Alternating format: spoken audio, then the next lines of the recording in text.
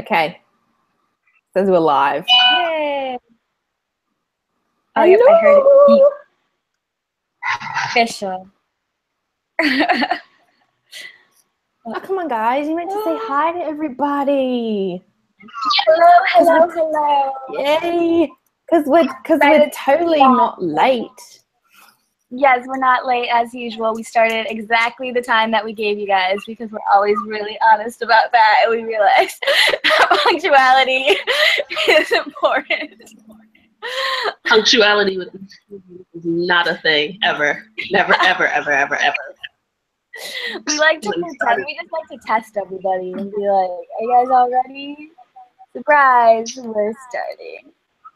Yeah, we're starting right now. Yeah, right. Oh, crapperdoodles. Okay, and the same thing always happens. I can't find the video. All right, it always takes me a second to get there too, but I'm ready now. All right, well, hello everybody. I will be your MC for today, and I'm also live tweeting for our Twitter Owls account, so if you don't follow us on Twitter, you should. So if I seem a little absent-minded, then that's why. Or if, like, at some point you ask me something and I just, like, stare off on, like, looking at the computer, it's probably because I'm typing something and trying to be, like, incognito or whatever, even though it's not, and you guys can totally tell. And also, I am Kat Charday from Grim Girl, and, yeah, those are, like, the things you need to know about my life.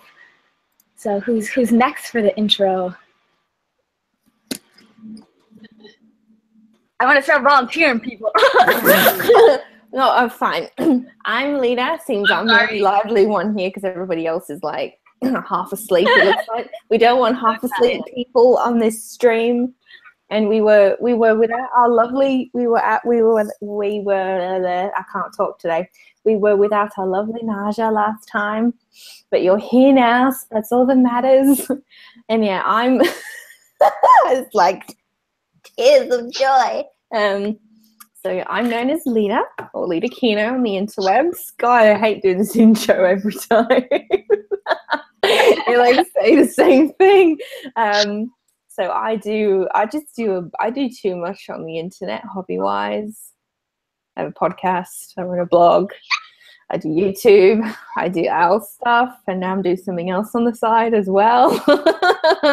So I love anime to death, and I like pouring out my love of it through these different outlets. And yes, I do too much. And every live stream, particularly this one, I always give out a special sweet treat. So we're going to see what this time I have planned, since it is Halloween themed.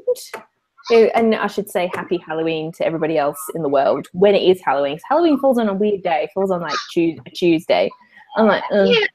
Well, it could be better on a weekend. It's not the same. But yeah. So yes, that's my intro. Come on, Naja. Get on with it. I'm back! Yeah, I kind of had some issues some technical real life issues last week or month or whatever month we did. We did it last week. We did the August. It feels like last week because, you know, it's like a party every time I see you guys. I miss you. But yeah, I was at the convention. I'm back. As these ladies have said, I'm Naja. What's my Twitter handle now? Naja B. That's it. I my Poke Ninja 90. I run the kind of dead on hiatus Otome Games blog. Nice Job Breaking Hero. I also do a bunch of other stuff. I'm the head of PR. You know, whenever the spirit moves me, of course. And, oh yeah, but it's with you guys when you apply for Owls. So when you apply through our Join Us page and you send that email to the Owls account, I say hey to you guys first. I onboard you.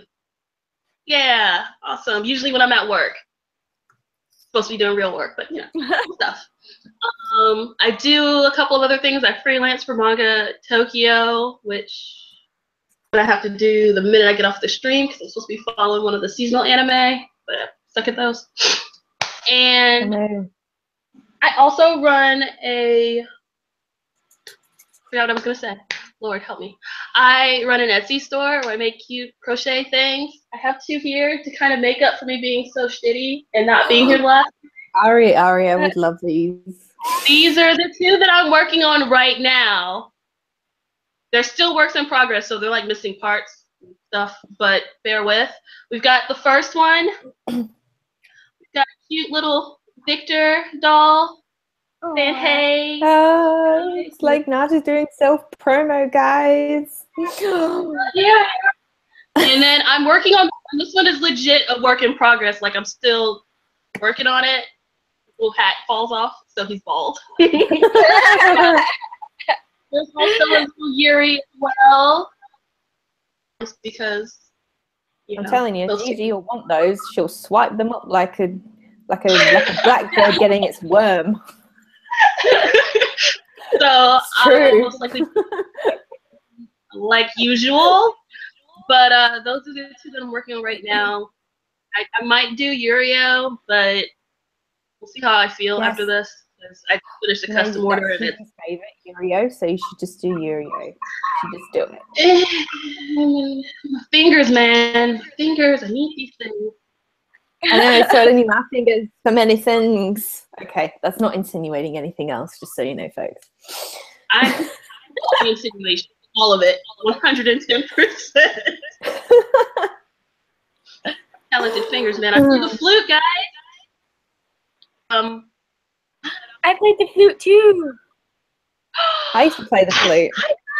Yay! That's so funny. Silly. Slowly dying. Oh my god. Like flute sisters now. We're the Owlet sisters and the flute sisters. My flute. It makes so much. We're the owlets of owl, so we're always hooing. Yeah. Just like the so folks, also, this is Kuma. Kuma. He joined me on the stream. The creepy bear that Naja has to hold in nearly every stream. Stream too, alright? He's one of us. He's always there, unless except for when he's not. And Suki's always. But yeah. So, folks, get your drinks ready. Mine's ready, like a gallon of water. I'll be wanting to probably pee after this, probably drinking almost all the talking. Yes, I snacks because you're in for a long ride, my folks. You're in for a long ride. There are a lot of blog tour posts this past tour. Good God, guys. Yes, there is. Good God. I read them all this morning. Okay. I don't want to say we're a little behind with our owl streams, but we will be discussing all the September posts today. So you can take with that what you will. Like maybe you might be thinking it's the end of October, which I say, but it's not November. And seriously, how the hell is it already the end of October? I'm getting scared now. Oh my. Discussing the September tour, which was our treasure blog tour. And for that tour, the prompt was, and again, these are always written by Lynn from Lynn Says, and the prompt was, there are moments in our lives where we lose our sense of self-worth and value, and as a result, we find ourselves deep in darkness or drowning in the ocean. However, every person in this world is a treasure. We treasure ourselves or we are treasured by others. And at times, we may need to be reminded of that. For this month's topic, we will be exploring pop culture characters who have suffered from mental illness, depression, and or suicide. We will be discussing how these individuals cope with these issues, the reasons for their emotions, and how they handle the situations that they were in. So it was a pretty kind of heavy topic for us, but a topic that nonetheless needs to be talked about a lot. Like it's something that needs to be more out in the open. So I thought it was really cool that Lynn came up with that topic. and I was excited to see where everybody went with it. And I was surprised to see how many different topics were brought up through this prompt. So get ready to learn some new things and hear some cool stuff because it happened. And we will just kind of be going in the order in which everyone posted. So the first person who posted was Matt from Matt in the Hat, and he did his on, it was the 50-year treasure hunt using Samurai Jack, which I don't know if you are all familiar with that show. Have you guys seen that show? It's awesome. It's yes, a very long time ago. I did not know. I mean, this is something I learned from Matt's blog. I did not know that they were finally doing a final season. I didn't know that. You didn't see the season when it aired? Yo. Yeah, I didn't. Yeah, I didn't know. I had the first. What is it? The first 5. There's 5 that happened, and I saw those. And then like I thought it was going to be canceled or whatever and all that jazz. Then it turns on that it's still going. It's just on Adult Swim. It's like just airing at a different time basically. And I was like, what the heck? I did not know this. You are excused from the stream to watch. To go catch up, right? So I was like, I read this with like Matt's blog. I was like, I don't even care what else is happening in this thing. I'm just glad that Samurai Jack is back. And then I read it and I was like, this is very, very, very cool. Matt always is very prompt with his prompts, and I do I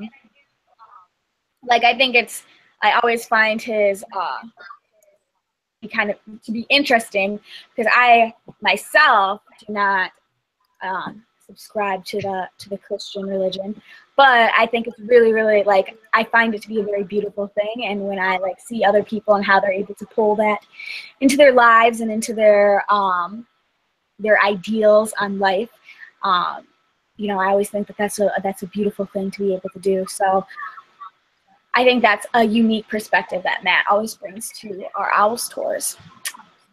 So that's what I have to say on that. Yay.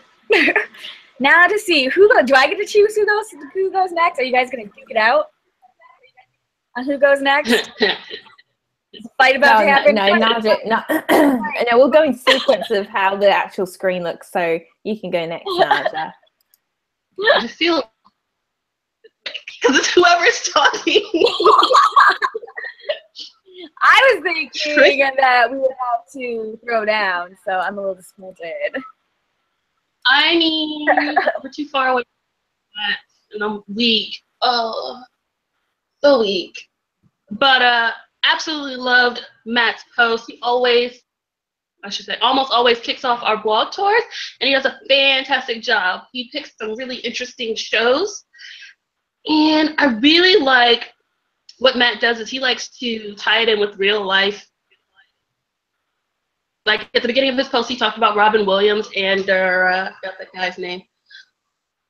Shows how much music I listen to. And homeboy from Lincoln Park, dang it, Chester Bennington. He talked about he gave us some real life examples of individuals who had dealt with depression and suicide in their lives. And then he kind of tied it in with the show Samurai Jack, and then he talked about his own experiences, and I really appreciated that because it wasn't just a rehashing of this is what Samurai Jack is about. He's a samurai who gets displaced in time, for those of you who don't know, and he has to kind of find his way back to the past. And instead of just talking about his journey, he talks about these are real life examples, and then he goes into the Samurai Jack stuff. I'm not making any sense, I'm sorry. But Samurai Jack, because it's one of the coolest shows that was on Cartoon Network at the time, but I'm also really appreciative that they actually got to continue the story, because I believe when it left off, Jack was still stuck in the future, and we didn't know if he was going to make it back or not. Yep. And they finally kind of closed the loop on that. I realized that this Treasures tour was about overcoming adversity through mental health issues and things like that. But you really see how Jack has changed from the first series to the second. In the first series, he's hopeful. He's still kind of feeling a little down about being in the past and how he feels like he's never going to make it out after all of these battles and all these people that he meets. He's still got this. It still has this optimistic tone. But the second series, the fifth season, the second series that they just aired, Jesus, it's darker and edgier. Jack is at his lowest point. He's no longer this young, kind of optimistic guy who's like, all I have to do is defeat this enemy, defeat this guy, and I can make it home. He's really dealing with some inner demons. Like, he's not only fighting against Aku and his minions, but he's also dealing with himself and the strain of being left in the past. He's lost his sword. He's lost all hope, and he's pretty much having. It's just a miserable experience for the guy. And at one point, he actually gives up. He's just kind of like, why am I still fighting this battle? Why am I still doing this? And you kind of see him fighting with himself and with others. It's like a dual kind of thing going on. It's really cool. And Matt did a great job of kind of highlighting that in his post. People, especially those who haven't seen it, like you, Kat, I'm looking at you.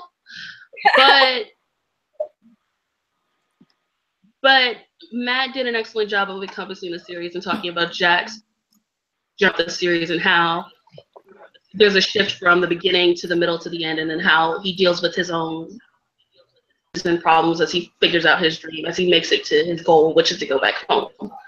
So yeah, excellent post, before I start, digging myself a bigger hole. So, Lita, please. Yes. Yeah, definitely. It was interesting that Matt picked Samurai Jack. I remember watching back in the day, watching it on Toonami, and I really did enjoy it. I did. I was going to say, I haven't seen it in such a long time, and it was like earlier this year when it got season 5, and I didn't realize so many of my friends really, really loved it. And people were reviewing it like on their YouTube channels and stuff. I'm like, what? And big people would really love this show and would go review it and stuff. But I mean, I didn't mind it. I used to think when I was watching it, I was like, I don't like the animation, and I still don't like how the animation is. Is it got a square head? So I've completely read all the way through like Matt's post, so kind of surprised. I've pretty much been spoiled for season 5, but Samurai Jack is not a particular series I would go revisit now. It's just my feelings on that. But I liked that it was set in this sort of Jack is set. I guess we could call the world that he's put in called Limbo, where it's sort of between. It's in this different dimension, basically. That was interesting because I didn't know after how season 4 ended. I didn't know how they could extend the story, and it was pretty basically to say that it was Matt addressed how Jack lost his way, how we all lose our way, and that somehow at the end of it, there's always a light at the end of the tunnel. I mean, that's always something I believed in, and I just thought Matt did a really great job. And in the theme of it all is spooky and Halloween, the treat I give Matt is something that everybody loves. And what could you folks possibly guess it could be? If you said candy corn, we have a problem. Well, not candy. Well, you suck on them. Like different variations of candy. Lollipops? So like candy. Yes, I'm doing a lollipops. So Matt gets a. There are only 2 things that I would suck on. Everybody loves lollipops. Oh yeah, I'm just doing your average lollipop, not like special chub. Maybe I'll do like chubba flavored ones. So Matt gets a strawberry and cream because that's like one of my favorites. It's just one of my favorites. It's not my ultimate favorite, but yes, you get strawberry and cream, chubba. Maybe. Hope's your favorite, Matt. Hope it is. So, a thumbs up, my friend. I should stop doing the 2 ones and just do 1. And he gets a hey, hey. Yeah, he gets a hey, hey.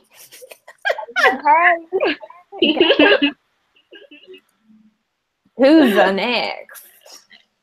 It is Next. Zoe from Let's Talk Anime, and she did hers. her title of it was Accepting Yourself is Not Easy, and she used a silent voice. And I still have to watch this anime. That still needs to happen. I've read the manga. I've read the manga. I just haven't jumped on the anime train yet. I will. It's in my to watch. I swear. Everyone's talking about it. Like, I've seen the movie, and I'm like, no. But if you have not heard about this show at all, that would be crazy. But it is about you could say a young boy and girl back in their elementary days. The main girl character is Shoko, and she is deaf, and she gets bullied a lot as like a kid, and one of her main bulliers, Shoya, is just a real kind of douchebag, to be totally honest. Finally, the bullying is so bad that she ends up like leaving, and he later becomes bullied himself for like being so awful to this girl. So years and years and years later, they meet again, and he has been full of like self-loathing for what he's done, and he wants to kind of like change and be like a better person. And she still hasn't really dealt with the things that she has experienced and is still experiencing. And I liked how Zoe brought up the idea of like the main hitting thing was for me was when she talked about how it's so important to kind of be open with the people around you, even though it can be kind of hard to be vulnerable, and even though you can maybe sometimes feel like if you talk to them about what you're going through, it will be a burden or you'll be burdening them. A lot of times we have to talk about these things, and then when we don't, it can lead to some really like serious and disastrous consequences. So I thought that was a really important thing to just highlight, because I think that kind of is really what this tour was about, was being more open about issues and talking more about these things. And so I thought it was cool that that was kind of the company, for me, that was the encompassing thought of her blog post, was that we have to really be like open and talk about things, so that way we don't do things that might be kind of like drastic or think that we're all alone. So I really, really like that. So that's how I feel about that. Now it's Naja's turn. Haha. I have not read. That wasn't very. Silent Voice. I have not seen it or read it, and I have no intentions of seeing it or reading it anytime soon. Not because I hear, not because I have a bias against it or anything like that. It's just I need to be in the right mood for these types of feels, and right now is not a good time to read or watch anything that gives me intense feels. Plus, I've pretty much been spoiled enough anyway with everyone's incessant reviewing and talking about this show, so there's nothing new for me to see at this point. It's super popular. I know. I'll wait till it's not popular. I'm one of those anime hipsters. I'll wait till it's not popular. Well, no, I mean, like, it's one of those things that you hear about all the time, so it does feel like, even if you haven't watched it, it feels like I've seen it. More thing. But I really enjoyed this post. Lita is just looking. I feel like Lita is like silently judging me because she loves this series. She's like, but I really enjoyed this post. I really, really enjoyed this post. But the reason I like this post the most is because I've said this before. No one can tell your story like you can, and I love that Zoe shared her story about her anxiety attacks and her experiences with mental health. And it was towards the end of the post. It was rather brief. Even sharing that bit is helpful to others who might be going through the same things or might be dealing with the same things. And I really appreciated having that extra bit at the end. It added a bit of a personal feel to the entire post. I mean, the whole post was wonderfully written, but yourselves in your stories, man, it just makes it feel that much better. And it made it much easier to read such a long novel. You people in your long posts. I'll do this on purpose. You know how I feel about long posts. Long with the silent voice. Purposely write novels that I have to read through. I love reading your posts. Jesus. But I really, really appreciated her sharing that story. So this gets a double thumbs up for me and a hey, hey, hey. Yeah, Hey, I'm hey, doing better. hey. I guess I should like lean into the camera and be like, hey, hey, hey. Like both of I'm like, hey, hey. Excellently written post about a really relevant anime, a really relevant series. Kudos. Lita, take it away. You got this. Yes. I know I got this for certain reasons. I have used a silent voice in, what blog tour was it? I think it was A Strength. It was just when I'd actually seen it when it came out in cinema here. And, Zoe, can I call you Zoe? Good, because that's what I'm going to call you right now. You know, I think me and you just love a silent voice equally. Whenever you end up watching this, we definitely do. We have a lot in common. And I'll say like I enjoyed reading like about your thoughts on a silent voice, but I really enjoyed more so at the end when you started talking about yourself and how there was a period in your life when you were dealing with having like strange panic attacks. And I want to say that I'm glad that now it's for you, it's not like it's died down.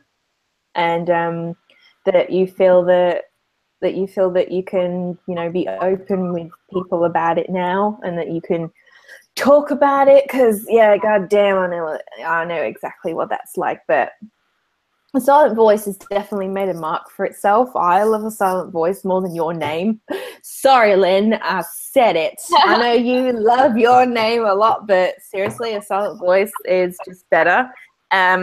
Not because of the animation, not because Kyo Annie did it. Those were just like, you know, extra bonus things, factors on it. It's in the story. It's just when you watch it, all I have to say to people is just when you'll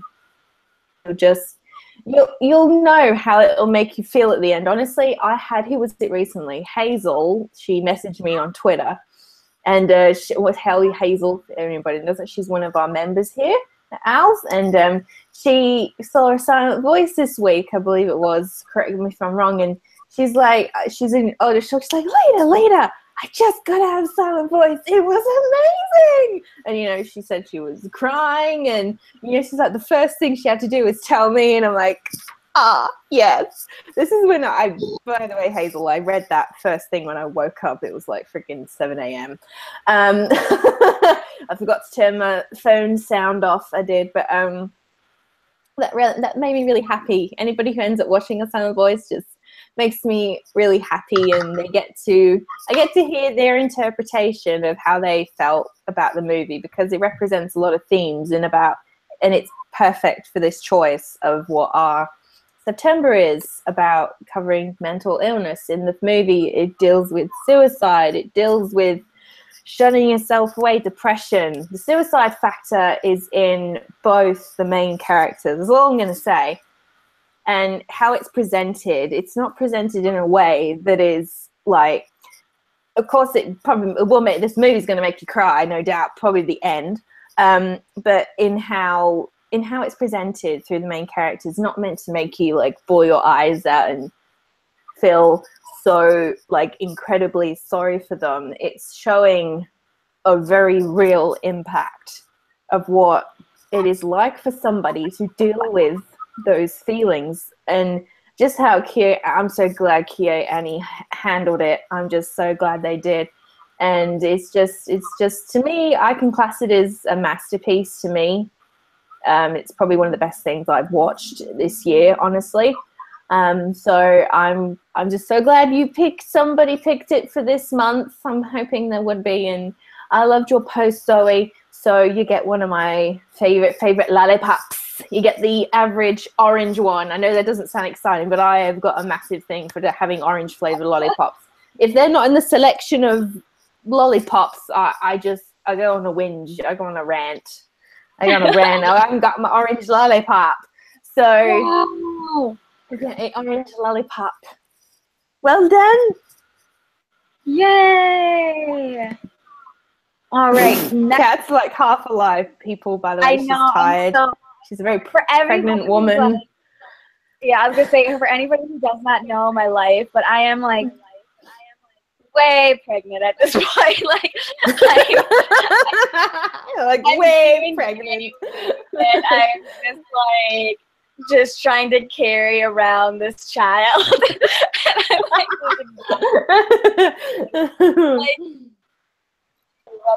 like, I would like the other day, I went to go, like I dropped something and I went to go pick it up and I like literally bent my knee just like barely and then I just stood right up and I was like, nope, it's dead. Like I am past the point where I can like bend over for things. I can't even see my feet. Like if I look down, it's just my belly. Like there's no like I hope my shoes match because like no. So like I'm just so ready for it to be January. That's all I have to say. All right, the next post is finding meaning in something that is lost by. Did someone say something? I was like, No, I don't know how. They're a new member with us, and I don't know how to say their name. I don't either. I was gonna ask you guys. Is it Meandro? Meandro? Yeah. Meandro? Yeah, well, anyway, Meandro. they're new. They're new. Sorry for our life. Please We haven't mentioned the new members, or maybe we'll do that at the end of the stream. Oh yeah, we were supposed to do that. I dropped the ball on that one. No, here's an anime though. They did their anime on Your Lie in April, and this is actually an anime that I have yet to see. And I've been wanting to watch it, but I, like Naja, I have to be in the correct mindset and mood to watch something that I know is going to make me, like, cry my eyeballs out. And I just have not. I'm super hormonal and, like, pregnant right now. So this is not the time for me to be watching, like, super sad anime. I mean, the other day, I got really emotional, you know, just watching. My daughter was watching Rugrats Go Wild. They meet the wild boys, and I almost cried when Spike went out to sea to like save. Like he like goes out into the sea. And they're like, it's just like Eliza's like, it's too strong of a current for you, Spike, and he's like, those are my babies, and he like runs out to get the raft, and I was like, what a good dog. He loves it. It's like so pathetic. Yeah. Well, I am in no way in the headspace emotionally ready to watch Your Lie in April right now. But the show. And I did like I was wondering who would use Your Lie in April because I felt like it would be like a really, from what I've heard of the show, a really good one to use. Just having to deal with the main character does deal with a lot of loss as far as his, you know, I don't want to get into too many details spoiler-wise, but like the loss of his, he loses a prominent family member, we shall say. And I would also say there's a bit of a loss of innocence in the fact that he plays piano, and instead of it being this thing that, you know, an outlet for him, a creative outlet in order for him to cope with various feelings he's having, it becomes kind of like this plague or this burden from what I understand. And I think that right there is kind of like an eye-opening, kind of like a scary thought, you know, to think of, you know, what it's like when something that you truly enjoy and love just becomes something that is just a reminder of really terrible things. And then how do you find that love again to you know, for him to like play piano and things like that. Luckily, he meets somebody, and it talks about kind of, you know, just how I think, you know, a lot about how just because something is lost doesn't mean it's lost forever, and it's very possible for people in our lives to kind of help us, you know, find things that we feel are missing, or, you know, find inspiration and find and reconnect with things that we once loved. Sometimes it's just about, you know, figuring out the people who are kind of around you and, you know, being able to grow from that. So I thought that was really cool. And yeah, someday I will watch this show, but it has to be when I'm not pregnant, and probably not within like the first month of my baby being born, because I'm pretty sure I'll be like super hormonal and like motherly, and seeing like a show where like anything sad happens to like anybody, I'm gonna be like, what if that was my baby? Yes. So like I need to like move past that. But then I will watch the show. Lily, hold up. Shush, it's quiet. They're convinced somebody is there. There's nobody there. It's all right. My dog does that as well. The wind's howling, and he'll probably be barking any moment now. I'm gonna open up the door for her so nobody's out there. Aww. There we go. Oh, that's yours. And now Sandra can't see you. Now they see, but now my cat joined us, so that's exciting. I like her. I like my cat. Oh, I like them all, but I also really like my cat Songo, so glad she's here. She joined the stream. All right, it is Naja. I have not seen this anime either. My experience with it is through what other people have said and reading this one post, so my opinion on the quality of the show are kind of moot at this point, but it is one of those, I've heard it's one of those really emotional ones that really hits you in the feels. So again, it's on that list of things I might watch way later on down the line, not anytime soon. But what I really liked about this post after reading it was not so much the focus on the different struggles that the characters went through, but the idea that the character with glasses, I'm sorry, that's really bad. I should remember their names. The dude with glasses. To play the piano. My computer's not cooperating with me, so it won't even scroll up, which, screw you, man. It's like disrespectful. Like, I just want to read a name. That's all I need to do. Well, anyhow, how he kind of learns to live meeting someone who's dying. Something that comes up a lot in anime and different shows. You kind of learn the meaning of life when you come to a near-death experience, or you're around someone who's at the end, because they have a short amount of time left on the earth, so they're pretty much like, I'm going to live my life to the fullest. And through Kaori, and the only reason I remember her name is because it was the giveaway doll that I did, so that's the only reason I remember her name. She's dying. She doesn't have much time left to live. I'm sorry, I'm spoiling crap, even though Kat tried really hard not to.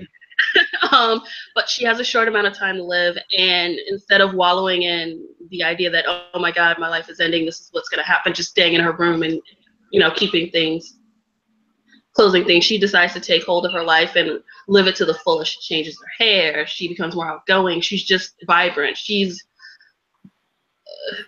more alive knowing that she's going to die than she would be if she had a long, healthy life ahead of her. And in seeing that, Homeboy with Glasses realizes that wallowing in the past, all of the issues and things that he's dealt with in the past, isn't really helping him progress or move forward. It's actually stunting him. He's a better person through knowing her. I mean, given the circumstances, of course. So that's what I really appreciated about this post. It's not necessarily, but we all go through different issues, but it's more so learning to move forward, learning to grow through your experiences with other people. Be a better person for it. So yeah, thumbs up on that one. That was an awesome post. Short, sweet. Lita's like, oh, so much Again. Again, you're not seeing these. You're not seeing this anime, which I have. I've seen. You're doing this for us, Lita. That's why you're here. Oh, okay. I'm gonna try not to like spoil it for anybody. I'm gonna try not to. I did. I just wanted to say welcome to. I don't want to say your name wrong. Meandro. You're all debated. Meandro. I just want to say welcome to our group. This is his first blog tour with us. And it was interesting to see that he picked Your Lie in April. And I like the title of his video, which is what Your Lie in April is about, finding meaning in something you lost. And all that the protagonist Arima has experienced in his life is just loss. He's like this lost little lamb halfway through the series, honestly. He's like this dead, empty shell. And it's not until he meets a girl named Kari, which I love her. She's a cutie. You guys are going to think she's a total cutie. Her eccentric and very bubbly personality. She brings how the name of Your Lie in April is. She brings color into Arima's life. And I have reviewed this series myself. And that's what I tried to say in my review, that that is what Kari did for Arima, brought color into his life, brought back meaning. And that's what it is like for people who are in a deep, dark place. I can say, like, for experience, I've been in a dark place myself. One of the times was when I was over a guy. You know how girls deal with breakups? This one it hit me really hard, and I was in a very like dark rut for at least 3 or 4 months. I was with the guy nearly for 2 years, and just a lot of stuff happened. And if I didn't have my 2 best friends at the time, which was in real life, I don't think I could have really picked myself back up. It took a while to kind of pick myself back up, and it's just how it is for me in general. I'll get to my posts and stuff, getting more detail into that later. But it is how it is in life.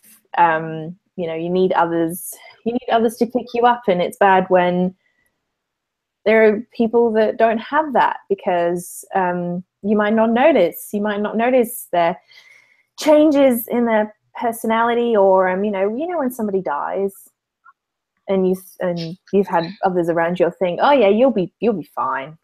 Yeah, oh, they'll be fine. Oh my God, please, no, please.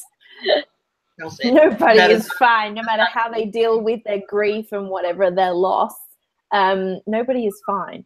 And I liked how Meandro ended the post by saying something very important, and which was, live for those who could not.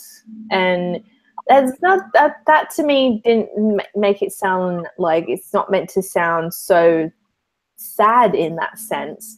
It's meant to say that you gotta live your life to the fullest. And honestly, that is something that something my parents have always ingrained into me for the longest time now. It's like the simplest thing to say, but it seems, for some people it is it's like a hard concept. You have to find things that make you happy in life. And if you can find like a creative outlet somehow to deal with what you're dealing with, loss or anything. I remember when my nan and my gran died. That was back in the UK. They died within the same year. We both had advanced lung cancer. It was one of them things. It was like one of those really, really like things. And at the time, I was really big in making a lot of AMVs. I still want to get back to doing that, honestly. And there's a couple of videos I made. Using a lot of clips and stuff. I made videos and I chose 2 songs that were meaningful to me, and I made an AMV video, just letting all those feelings out that I wanted to. And even now when I rewatch it, maybe sometimes, most of the time I don't, even listening to the song itself, it's it will set me off easily. But I'm glad that I like did that at the time. It, you know, got out all those feelings. So I felt very strongly connected to his post, and I feel he addressed how What Your Lie April is about. Again, you need to be in the right mindset to watch this show, definitely. But you did a great job, Meandra. I was very impressed. So for that, you get a apple lollipop, because who doesn't love apple? Who doesn't love apples? An apple a day keeps the doctor away. It doesn't mean exactly doctor. I mean, it keeps all the negative energy away. So yes, an apple lollipop for you. 2 thumbs up. There you go. Oh my God, I think I'm going to be the one that's talking for a long time. Right, I was going to say, fun fact, an apple a day will keep the dentist away. It's dentist away. Yes, it's really good at preventing like all kinds of different dental problems. So everyone should try to eat more apples in their lives because it'll help prevent cavities. Like that's your PSA for the day. Right here, Mistress of Yowie has not seen Haikyuu. Oh my God! Oh God, there it is.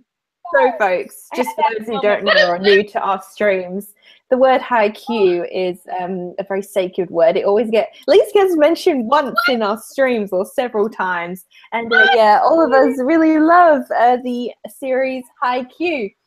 And yeah, so it's okay. Calm down, guys. Now, Kat, we're gonna have our fangirl stream before we do the October thing. That's what I'll plan to do, where we can just fangirl to our heart's content and not have to talk about anything else. And yeah, so the word Haikyuu gets mentioned once or twice because we can do it. Quickly and briefly, Mistress of Yahweh, you need to put Haikyuu at the top of your mouth. Only the greatest thing that ever graced us human beings. It's like, even anime will someday save the world and create world peace. It'll be Haikyuu. Like that. It'll be Haikyuu. That's how serious with it. Like honestly, when things get crazy, I'm literally like, I swear to God, I don't get to watch season 4 of Haikyuu before, like, whenever they'll talk about, like, Trump doing crazy things or whatnot, and I'm like, if you ruin this for me, Trump. Like, Season 4, man. Minute. Like, the minute we get a season 4. I'm calling I might you. flip my lid. I'll have to make a video that we have a season 4 about Haikyuu. Season 4 happens. I'm literally planning. Like I'm gonna have a giant. Right. Okay. Moving Back. back. No more Haikyuu talk. Frontline and center. The next one up Right. is Japanese anime talk, and it's called "You Can't Underestimate What a Hug Can Do to a Man Who Has No One." And she used a show. This is actually another anime that I haven't seen, but I am intrigued by her post. But she used the anime. My goodness, what is it called? Oh, Tenjo Tendo. So I've seen, yeah, and I have read like the first. I think it's like the first volume of this series. I've read the first volume, but I have not watched any of it. So I kind of know the deal with this. And it's what she's talking about. The character she's focusing on is Shin, and he is this really awesome like martial artist, and he's just a total badass. And quite frankly, he's just too good. And so because he is just like so good, his family actually like kind of locks him away to pretty much protect everybody from him, like just in case he were to just like go off the rails or anything like that. And the only person who like still kind of talks to him is his sister. and he his like kind of like love for her because she was there for him ends up becoming like a bit warped as he's kind of going through a lot of obviously dark things. I mean, if your family literally locked you into a dungeon, you'd be going through some feels. So he's going through some stuff, and he wants his sister always to be there for him, and he wants to always be there for her, and he just doesn't know how to. He doesn't really know how to have like a healthy relationship at this point because they honestly just kind of like drove him kind of crazy, in that sense, and so because of this he starts to kind of lose his way and contemplate his life and these things. And I think the interesting thing about that is he is, it's kind of this crazy thing where it's like you feel for the guy. He's going through some stuff, but you also recognize that the way that he's handling it and the things that he's doing is also hurting the people that are around him. And I think like that can, I think that can really, really happen when we're talking about people going through some really serious issues, is that, if you're not kind of careful, they can kind of go off the rails into a direction that you really, don't want them going. So the way that he goes through and like kind of tries to solve his problems is not the way that we should do it. We should be open with the people that we care about and things like that, but we also have to recognize that we can't, there's no point in drowning someone with us, so to speak. There's no, we don't want to feel as if we want to like die or things like that. We want to feel like we can persevere. And also, I think a good point that, or like definitely that I kind of took away as like reading it or just from the character myself, but then something that Venus also brings up is this idea of it's really easy to ignore people when we're in a good place, but it's important to kind of, have your eyes open and peeled for things that may be a little abnormal, or, friends that suddenly you realize haven't talked to you for a while, and it's just, it can go a long way just to check in with them and say like, hey, what's going on? And it doesn't necessarily mean that you have to like completely devote, like, I think like in Maya's case, Shin obviously needed more help than what she could give, and blame herself for that. And it's okay for us as people to kind of say, like, if we notice that someone's kind of really downward spiraling, telling other people in the sense of just trying to like help and be like, hey, I'm really worried about this person. I think we all, need to like look at this or look into this and things like that. So that was my thought on her post. And Naja's going to take it away with her thoughts on this post. Go for it. I've not seen this anime. I believe in that. Yeah, there's an echo. But I've not seen this anime, and honestly, after reading this, I don't know if I ever will. There's a special place for sister complexes. Very special place for them. I've seen a couple dark, and just reading this, I was just like, oh, this sounds like it could go the wrong way real quick. I don't even know if I could do this to myself. But that aside, I did really like the idea of talking about support systems for individuals who are dealing with issues or dealing with problems, having someone that you can rely on, someone that you can talk to, someone that's there for you in your time of need. And while the relationship between his sister becomes kind of warped, I forgot his name that fast, sorry, becomes kind of warped, sister, pink-haired chick. But since it does become, thank you. I'll just pause and fill in the blanks. Every time I pause, you fill in the blanks with the particular name. But even though the relationship becomes kind of warped towards the end of everything, the fact that she's still there for him when no one else is, that's someone that he can rely on. And yeah, he does take it to another level, but that's just how important having a healthy support system is to an individual. You need a community, you need a group, you need more. I mean, one person is great, but you do need more than one person to help support you, give you different, address your different needs and help you when you need help. So, well, I don't know if that was intentional or not. That's one of the takeaways I got from this particular post. It was an excellently written post, I actually read it all the way through because I have no intention of watching this anime ever.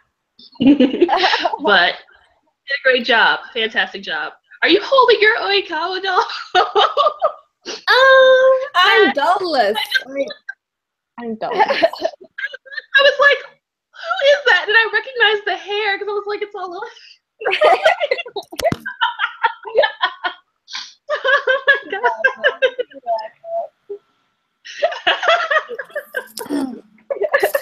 Okay. So I got a seal. So I got a seal. Yeah. So maybe you can represent the Pokemon they love. What's that seal Pokemon? Dugong. That's it. Dugong. You can help me, Dugong. Anyway, so I love this doll. I don't know why this is in our lounge room. I don't know why this is in here. It's like Mum just put it up there when we first moved in. It's just sat there since. They knew you needed it for the stream. I know everybody needs a cuddly toy for the stream because it's a heavy subject we're covering. Okay, so my arms are done, man. Look at this. She's got a pair of arms. He has arms now. Go on. I'm sorry. Lita. So it was interesting in Venus's choice, which I wanted to welcome back Venus. She's not done a few blog talks with us for I think missed out on a few, but I'm glad that she returned. So Venus's choice was something that made me laugh, not because I'm laughing ha ha ha ha. No, not like that. It was just so funny. Of all ones I thought people would pick for September month, it was that one, because that is a train wreck of a show that I rewatched last year, I think, and I just couldn't get to the ending because I'm like, this is why I didn't want to watch this again. So I've seen all of this show. It's a very old show. It's got a bit of a lot of fan service. There's boobs and butts everywhere, just and then we got a sisterly complex. So that's okay, Mistress of Yaoi. Cuddling a cat is more than appropriate. It's better. You have a living thing. I was just a stuffed animal. So Shin, my first impression of him was I thought he was, it appears to people that he was crazy. And that's the really bad interpretation that we hear so often with people with issues and that they look crazy. I've been called crazy for just being myself. It's a crime, apparently. That I have a very over eccentric personality. That's just how I am. When I get excited about stuff, particularly Haikyuu. Okay, or maybe just anime in general. I have a very outspoken personality, so I've been hit with that. And Shin is he's a mix. He deals with a lot of darkness. That dude. He really does love his sister Maya, or Maya, sorry, Mayu. Oh, is it Maya? It's Maya. Or not? No, I know it's not. Oh my God, hang on one second. I do not. Yes, it's Maya. She deals with Natsume in the anime. She's called Natsume. Natsume is very torn. She's on the sidelines of if she should support the people that basically put down her brother. They want to get rid of him. And or she wants to help her brother. I mean, she's very torn, even though in the end she ends up aiding her brother. She's very torn about the things that he's done, the limits that he's been pushed to. And even though the plot is can be silly at times of how it handles itself on the aspects of Shin, that, he got locked away by his own family, trapped in there like for days. Of course, he was, about to lose his mind, and he felt like then that all he had was his sister, and then he got overly obsessed, but it was because he cared, not because he's crazy. And that's something to remember, that that he wasn't crazy, and that he just really loved her. And he did take it to the next level, but that's not his own fault. That's his family. So so I did expect this fan servicey samurai anime to deal with such a dark aspect like that. So it's one that, it's hit or miss if I recommend it, but it's not something that you'll regret. So it's a series I can just laugh at. But it was interesting in your choice, Venus, and I did enjoy your post. That that sometimes she also mentions that family can abandon their own blood. Sometimes family can abandon you out of fear, and that's a very real thing in real life. So I felt that was an important thing, because I've known people in the past that families abandon them. It's a very real thing. I've only known for a couple of individuals. So yes, I really enjoyed your post, Venus, and the lollipop you get is peppermint, because I've had peppermint lollipops. They're amazing. They're a traditional UK thing, by the way. Oh look, it's another traditional food, Naja. I want one. Gimme. It's amazing. It's lovely. It is the color red and white. No, it's actually white and green. White and green. It's very yummy. Winter then. You actually have them over here when it's Christmas time, which I'm excited for. So I'm all done. Oh, I do have a comment though. I just thought about this. You just said about family abandoning you. Reminds me of that post she wrote about Hunter x Hunter. I love Hunter. 3 or 4 tours ago, about that kid with the. Love that. That was a really good post. I remember. Hunter. I'm on the Chimera. I'm just about to start the Chimera arc. And Gone. It was crazy. Yeah. I love Gone. I love Gone. He brought up about how his family kind of was. He didn't really agree with his family, and he kind of was like, "I don't want to be with you guys. I made a new family with my friend." Yeah. And that kind of. I love that. Who's up next, Kat? Next up we're done. No, I'm just kidding. Next up is from Anime Reviews, and his post is titled Ray Karina's Loss and Recovery. And his post is, I remember correctly, I'm trying to remember. I feel like I'm trying to remember what show this was from. Yeah. Yep, it was from Orange. This is also, no, not, that's the next one. This one is from, I can't think of the name of it. We're about to figure it out in a minute if my computer will cooperate. What do you got? What are you trying to figure out?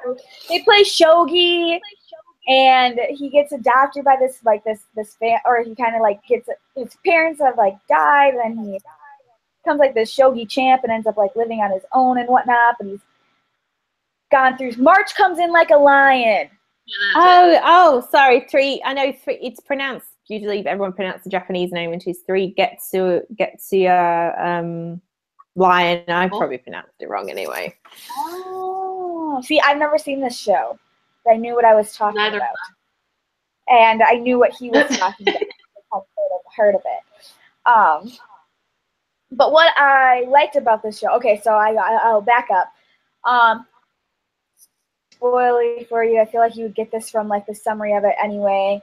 It's about this kid who his parents had died, and the family that he lived with before he was like kind of dad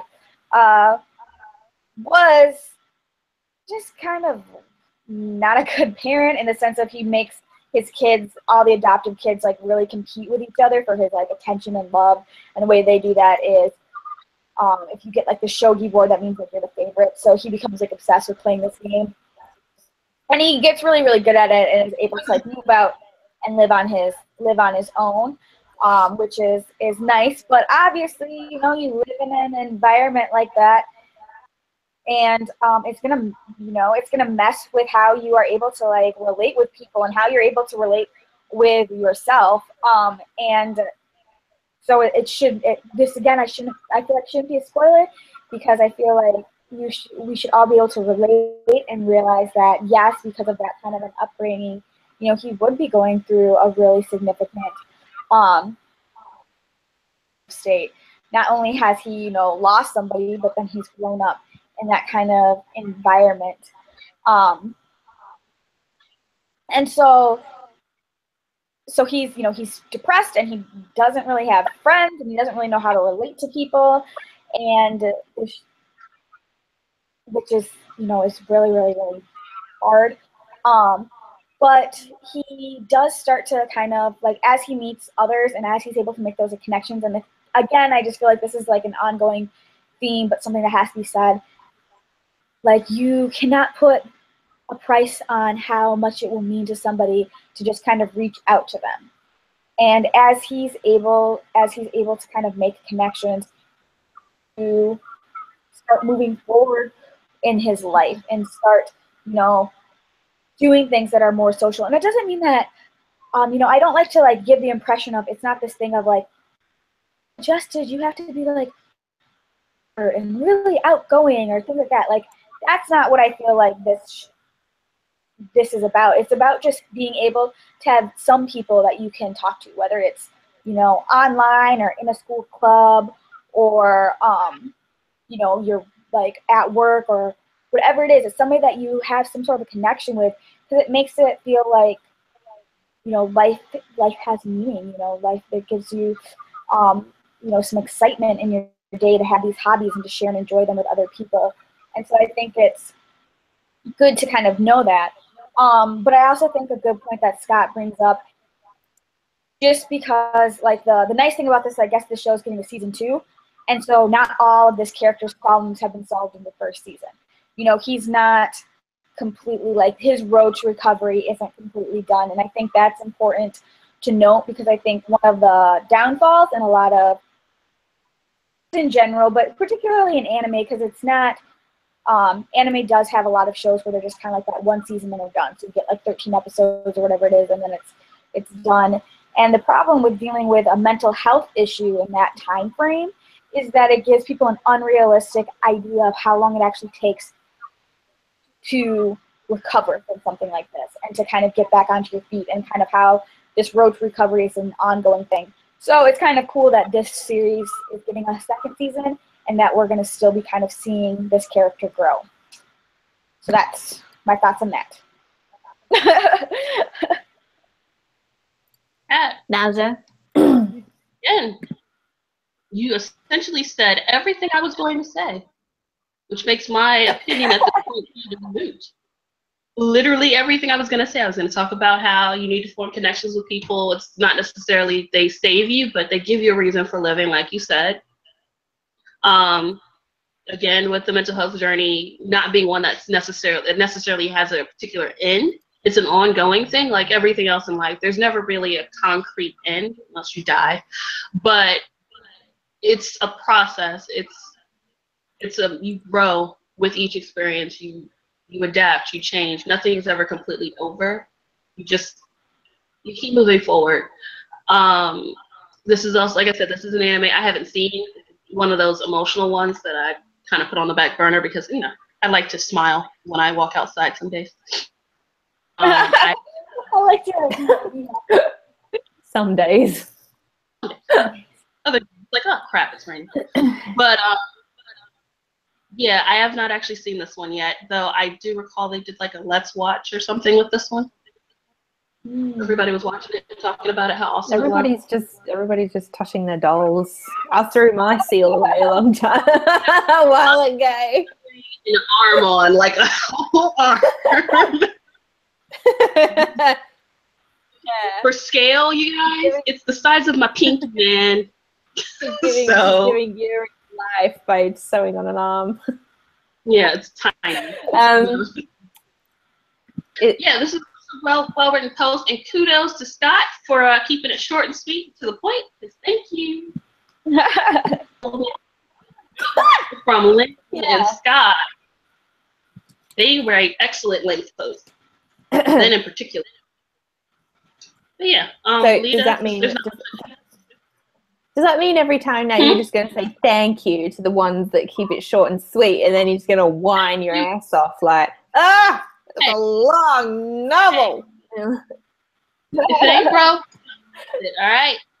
I'll whine until you guys write shorter posts. One word, one line, things like that. But then we wouldn't be able to express our opinion, so your opinion is invalid. Then you'd be challenged to express your opinions in one line. Post, not. It was good. Exactly. Oh, bugger off. No way. First one, you congratulate anyone who does that.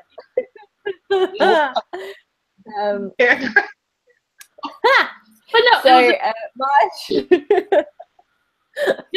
So March was like a lion. I can. Yes. What? Oh, you're just giving. Oh, you're sorry. I thought you were going to say something. You're just like, oh, you're giving Scott a hey. What is with that hey? You can't say good job, bro, or hey good job. From High Q. Oh God. Roll it up.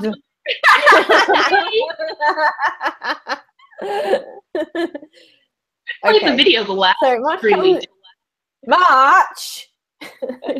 Like a lion. March comes in like a lion. I've not seen. What? No, I've not seen it. I'm just like I'm not in the mood to like watch that type of thing. I know what the story is about before I even had to read Scott's post. Yeah, it's very leaning towards the themes of like depression. It is. But it's one maybe I'll get to revisit. I will. Honestly, when I was watching Your Lie, April, my experience with that was affected by how I announced I was going to watch it, and then people were like, "Oh yeah, this episode, you're going to cry at this, and you're going to cry at that." That honestly affected my experience. So whenever I watch March Comes in Like a Lion, I will not be announcing anything. I'll just be, watching at my own pace. And actually season 2 is airing right now. It's on like episode 3 or something like that, I think. I liked your post, Scott. Yes, it was. Yeah, I do like it when posts are like short and like to the point and that. I actually honestly, for one of the reasons I would watch this show is because it's got the same animation style as a show I watched a few years ago, which is called Honey and Clover. The same studio did this one, so I instantly recognized it as soon as I saw the art visual for March Comes in Like how their faces are. But I just find their faces like wide. They have like wide mouths and like wide heads. It's funny. It still makes me laugh looking at it even now. But the lights, yeah. So I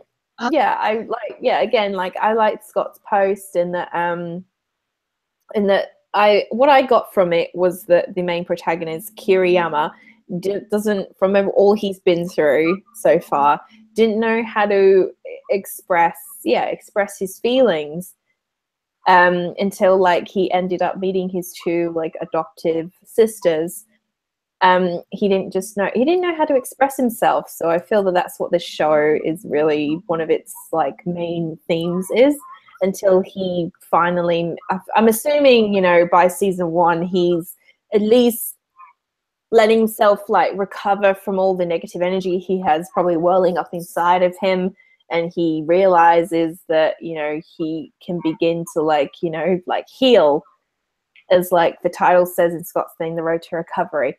So that's what I got from your post, Scott. So I really enjoyed that. And the lollipop you get is you get a raspberry lollipop, because who doesn't love raspberry? And that's because I had raspberry the other night. So raspberry is the bomb. I don't like raspberry. Well, stuff you then. So you're not getting. You'll never be for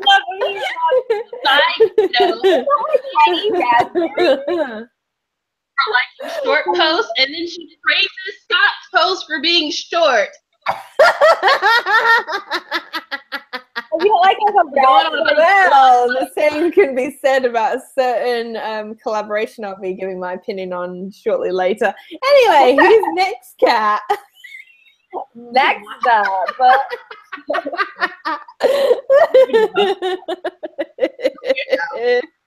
That was a long time. All right, we can do it anyway. What? Coming on arms, coming back to life. All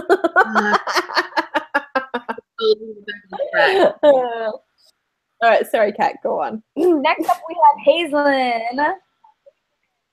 And she wrote, but I was actually kind of pumped about this one because she Tome came for this, and she did. Before we go into Hazel's post, I'm going to cover my ears because I am still playing his route. And I don't want to hear a word, not a word. I haven't read her post. I'm not gonna lie, I didn't read it, but I was like, no, nope. I'm still playing his route. So I have not played this game yet either, so I could only read. But I plan on playing this game, so I could only read like the very the gist of what she was saying. I couldn't go in because she kind of talks about like some routes and things like that, and I was like, nope, can't read any of this. So I read the gist of what's going on, and then that's it. So Lita will have the most in-depth thing to say, but so you don't want to hear this part. But Hazelyn did her post on the Otome game, Collar X Malice, and it's a PS Vita game. You guys are into Otome, which I am. And she chose the character Kai Okazaki, and his bio is a 26-year-old active police officer who works with the special police officers currently assigned to protect your MC. And his kind of deal is that he believes that his life is only worth something if he will sacrifice it for somebody else, which is like a really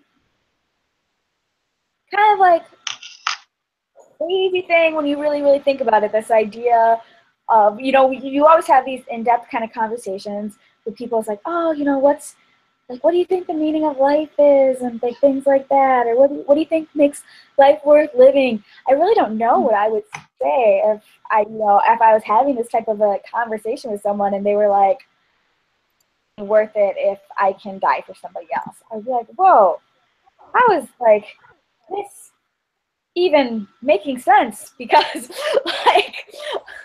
if everybody's dying for everybody, then isn't everybody just dead? I don't know. That's a crazy kind of a thing to think about. So as you can see, he just kind of has a warped sense of things. And so throughout the game, I imagine you figure out why he thinks the way that he does, which I don't know why he thinks the way that he does, because I can't read that much because I want to play this game. And hopefully, the MC kind of helps him to see a different side of things. But I do, my one thing that I took kind of away from what I could read from this post was this idea of you know, when somebody has, you know, there's various opinion on what life should be, and when it's that extreme and you truly kind of feel like the way that they're thinking could be harmful to them, you know, how do you make them see a different side of a story? And I think that's a question definitely worth discussing and bringing up. So I thought that was cool that Hazen talked about something like that, because it isn't, you know, it is something, and it really like kind of harkens back to, I mean, this character isn't suicidal, but when you think about somebody who is suicidal, having to, you know, trying to be that person to kind of help them see a different side of things, it's a very hard position to be in. So, so I think like the MC probably finds herself in a situation like that where she's trying to help him see that healthier perspective on life and what that's going to be like. So I hope that everything goes well in the game, but I don't know yet because I haven't played it yet, and I can't read any more of the posts because I don't want to find out what happens in the game. So that's what I have on that. So now it's Lita's turn. So Lita, take it away. Oh yeah. Maybe I'll just wave my hand now. No, I'm not even finished yet. I've never I haven't played an Otomi game yet. Don't kill me now. I know next to nothing about Otomi games, so this was my first real post reading about how Otomi games work and like why you guys, you know, fangirl over it like big time. So I mean, I'd be like, well, you know, like now that I'm single, maybe it's the greatest time to dive into it in my life. Maybe I'll just request it for Christmas. I guess I need a PS Vita. So this was an extremely interesting post. I'm like, damn, this sounds like something I would so get obsessed with. And actually Naja's like, you know, smiling there, just like smiling. She's probably muted this whole thing if she's not even listening. That would be funny. So she talks about the character, forget his name again. What's his name again? K. Is it K? No, yeah, K or Kai. I'm gonna say it's Kai. So all I'm gonna say about him is that obviously Naja doesn't want to be spoiled. Apparently there's so many endings to an Otomi game that this guy is willing to just throw his life away, and that he finds more meaning in sacrificing himself for someone else. So he doesn't regard his own, you know, however, you know, he doesn't have much regard for his own existence, basically. And there's a couple of endings that Hazel talks about, the bad ending and the good ending, which I won't go into detail just for Naja's sake.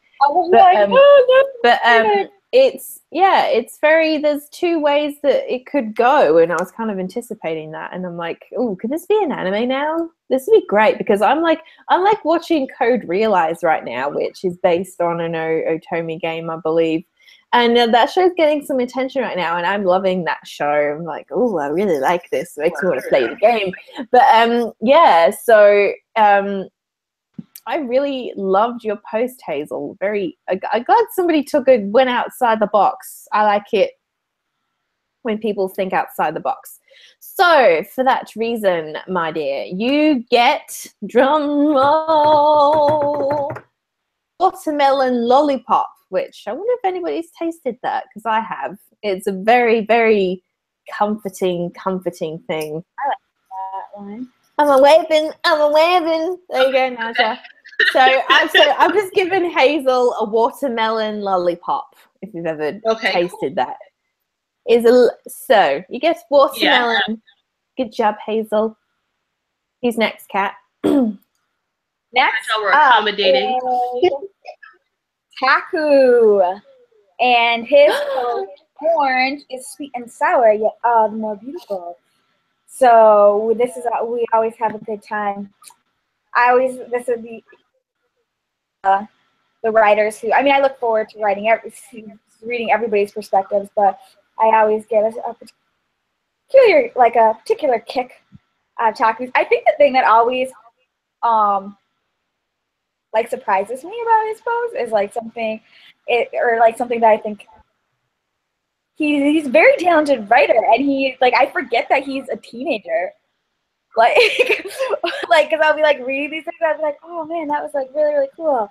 And I'm like, man, this dude's only in high school. Like, when I was in high school, I could barely draw stick figure comics. like get this done. So I'm like, it's always like a surprise. Like, I'm like, brava.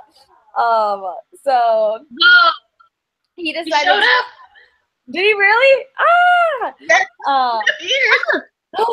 He appears out of nowhere. No, he's really been here the whole time. Out of the mist. So this post is but the biggest thing I liked about this post is he talked about Orange, which was cool beans. But what I really liked about this is his kind of honesty in the sense of you know, this is something, like, this is a topic that he generally wouldn't bring up on his site, and doesn't generally bring up in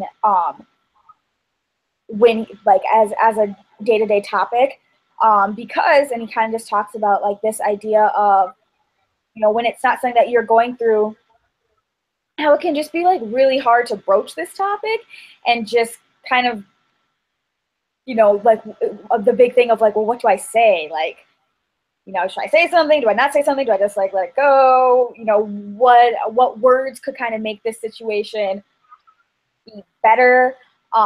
You know, those are always just, like, when you're in that position, it's kind of like being like a deer stuck in the headlights. Like, what am I supposed to say or do?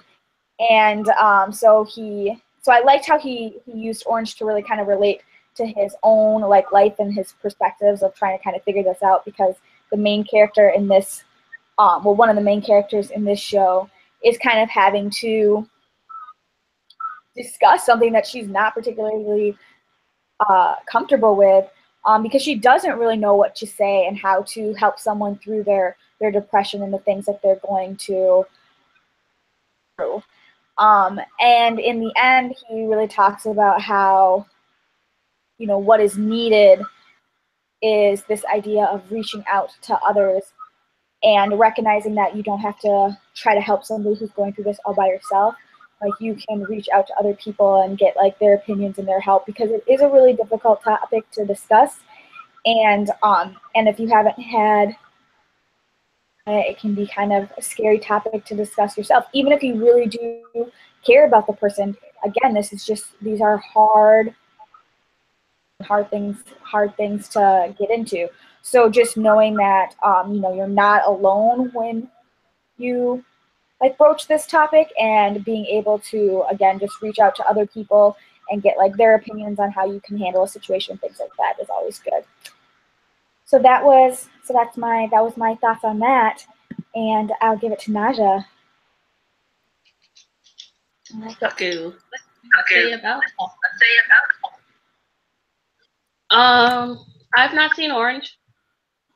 Everybody's been talking about since it started. So I feel like I don't have to watch it anymore. I probably won't. And I probably won't read it either, because there's nothing I can learn from watching or reading it at this point. Kaku does some really outstanding posts. Like, they're works of art. They're poetic, as Lita has said in the past. He does an excellent job of telling you about a show. You actually have to see it. He, like, explains it in such great detail. It's beautiful. I haven't seen an anime, like half of the ones on this list. But again, like Kat said, I really like that he touched on not knowing how to talk to someone who's dealing with an issue. A lot of times we try to get people to understand the proper ways to talk to people who are dealing with mental health conditions or dealing with issues in their lives, we don't actually talk about what to do when you don't know what to say. You have nothing to say. You want to help, but you don't have the words to help. And situation to be in. You need to help, that want the desire to help, but not knowing how to go about doing it. And I've said this before, sometimes it doesn't have to be something grand. It doesn't have to be this masterfully crafted speech about how life is meaningful and how everything is perfect and how blah, blah, blah. Sometimes it's just saying hello, saying hi, being there for someone so that they know that you are there. You don't have to even speak those, what is it called? What's this? You can literally just sit with someone there. And that's really what's most important when talking with people, whether they're going through an issue or not. You don't always have to fill the space or the silence with words. Sometimes it's just being there, someone out. Some posts, you get, hey, hey, hey from me. Beautiful, wonderful. Taku, thank you. You didn't put spoilers in there just for me. I feel so special. Yeah. Again, excellent post, as always. Hey, thumbs up. You get a Yuri with arms now. But yeah. Lita, it's on you now.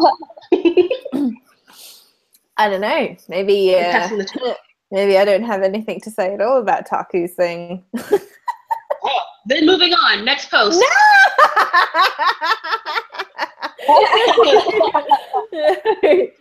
Nothing to say. I was like, it's like waiting in anticipation till we get to Taku's post and like, will he appear? I swear, you're like so sneaky, Taku. I swear. Oh, I swear, man, you need to do a video of yourself just talking. I don't care what you're talking about. It would be great to hear your voice. I've always been fascinated by that. I'm sorry. Just to hear your voice, what you sound like. Just, you know, Lita demands it. Oh. I demand it. There you go. Man from your queen there. Oh, okay. I'll give you an incentive then to do one. So my birthday is in December. So you could do like a video wishing me happy birthday. Do you have any idea how happy that would make me? Oh, you know, yeah. So yeah, my birthday, funny fact, is on Christmas week. You can sing the Marilyn Monroe song, birthday song to her. Yeah. What? There's a Marilyn Monroe song. Anyway, so I love one thing I love about Taku's post is the image he does. I'm just like, oh, what editor did you use for that? Because I'm like, it's so good. Do you like use Photoshop? Please tell me. I love looking at the image. Honestly, I'm looking at it right now. I'm just like, oh god, that's so perfect. And the wording. So again, Taku's post just seemed to, you know, kind of blow out of the water basically. So yeah, you blow it out of the water like every time. And I have read the Orange manga. I've not seen the anime yet. Again, not really in the right mindset to watch that. But I really loved that. It was the plot that really interested me in Orange. But again, I'm just like, why is it called Orange? That's one thing I don't get about the series. Because it's bitter and sweet, like orange. Well, sweet. Like Marmalade yeah, Boy. I know. It's like, yeah. Oh, I want to see Marmalade Boy. No, you're getting me off topic. But I liked towards the ending of how Taku said about the you know, like, what's the moral of the story of Orange? It could mean a lot of things to a lot of people. It could mean, you know, never give up. You Never know, surrender. Never surrender, live without regrets. But honestly, it was really how it was summed up, that how I summed it up for me was that, you know, you just have to, people will just want you to live, have a happy future. And obviously, yeah, living without regrets is like, you know, you hear it so many times. I mean, I try to, even though, you know, we've all got like regrets, you know, stupid stuff that we might have done in the past. And so Orange is also about mistakes. You know, the main protagonist, Kakeru, which I've actually mentioned in my own post, I used him as an example. You know, he feels, at points in the manga, he feels like he to me felt like he was a mistake. And I feel he was definitely had way more depressed than, say, the main protagonist in March comes in like a lion, honestly. That's just my take anyway. But it's really sweet of the relationship he has with his friends, and Naho, which she is such a cutie. Oh my god, I can't wait to watch the anime. Just her come to life. Oh my god. Her and Kakeru are just great together. I just loved how it's not all this anime, and it's, you know, how Your Lie in April is, and how you and Kat and Naja, you've not seen Your Lie in April, you've not seen, I think, the other one you don't want to watch either. This one, Orange is one that Orange is one that it will make you cry, but it's one that will leave you at least half smiling. At least that's how it was when I was reading, when I got to the end of the manga. It is a really bittersweet story, but I did actually watch the first episode of Orange, the very first, when it aired. And I liked the atmosphere that was being created through the episode and among the characters. So it is a nice show, and it handles how depression and suicide, it handles it in a very subtle way. Like the most subtlest of subtlest, I think, I've seen in a show, because, you know, suicide is a big, you know, big deal, big topic. Yes. So I really, you know, again, I really enjoyed your post, Taku. So what are we going to get for our flavor? So I think it's only appropriate that I give you a lemon lollipop, because that's, you know, that's like one of my favorites. So it's a lemon lollipop for you, and I'm done. Gonna save that orange lollipop for this post. I know, I could have done that, but I'm like, you know what? No, that's not what I have planned in my head.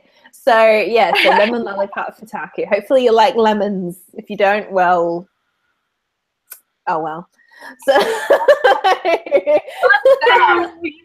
lemon helps to cure nausea, so I like lemon a lot right now.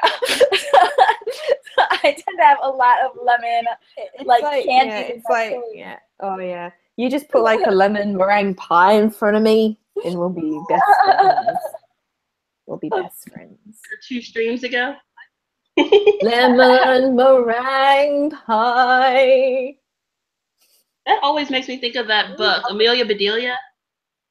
Oh, I love that. She'd make lemon meringue pie. I hate meringue, I'll be honest. I'm yeah. not a meringue person. Lemon meringue. And like give it to other people. You mess everything else up. Like grumpy pants. But next up is Crimson. Yay, Crimson! And it's her post called "Loving Yourself is a Process Requiring Strength and Perseverance." And I really enjoyed this post. We never have favorites here at Owls, of course. Keep saying that. I really liked this one. Winky face, finger gun. So whether or not you guys think it might be one of my favorites, that's on you. I'm just saying I really liked it. And my big thing was, one, again, Crimson was super honest in discussing the fact that I like the idea that she brought up, kind of like Taku, about not knowing, you know, how to really discuss mental health issues with people and what to say and things like that. But then another thing that I thought that was really interesting that she brings up in like the beginning of her post was how even like grabbing like a book or a movie that talks about something like this makes her feel nervous. Like she feels like people are kind of like judging her and thinking you know, kind of like, oh, why is she grabbing that book, kind of a thing. And I thought that was really, really interesting, because a lot of times we discuss, you know, why people who are going through some different types of mental health issues don't feel comfortable talking about it. And it's kind of for like the exact same reasons that Crimson is talking about, is that you feel judged. And so, I mean, if you feel like, you know, kind of like how she brings up, if you feel like judged just grabbing, you know, a book dealing about the topic, you know, imagine how somebody feels who actually is dealing with this situation in their life, and then having to be like, yeah, I actually, you know, have this, or I'm going through this, or whatever it is. So, I mean, it's really, really that, you know, I loved how she brought up the stigma, because I think that was like one of the biggest goals of this tour, was to discuss, you know, the stigma behind mental health issues. And I liked how Crimson just like went right into it. I thought that was really, really cool. And then the topic she used to discuss it is a book called Lighter Than My Shadow. And I wish I had, because, well, I can't read it now. I'm not even kidding. Just reading what she's talking about, like what Crimson brings up in her post, I was already like a bag of a zillion feels. And, you know, it talks about this main character, Katie, and just kind of her perspective, deals with different things, whether it's like eating, she deals with an eating disorder, she deals with thoughts, or she deals with depression, she deals with a sexual assault, she just deals with a lot of these things. And I just like how, like, already that I'm like the artwork of this book I find to be really, really interesting, and how they're kind of penning different things. And then just the discussion, you know, Crimson's biggest thing with this is that, you know, this main character, Katie, has gone through all these really horrible incidences, but she is able to still move forward and still be able to find that strength within herself to kind of make it into adulthood. And, you know, yes, she needs, you know, the help of her family and things like that, of the people around her. But at the end of the day, talk about, like, yes, you need your support system and things like that. But at the end of the day, you do have to make this choice of, I am going to continue on. And Katie's character does that. She makes this choice that, you know, even though it's hard and even though it's scary, she's going to, you know, keep trying to move forward. No matter what kind of a thing. And I thought that was really cool. So I super enjoyed this blog post. And now it's Naja's turn.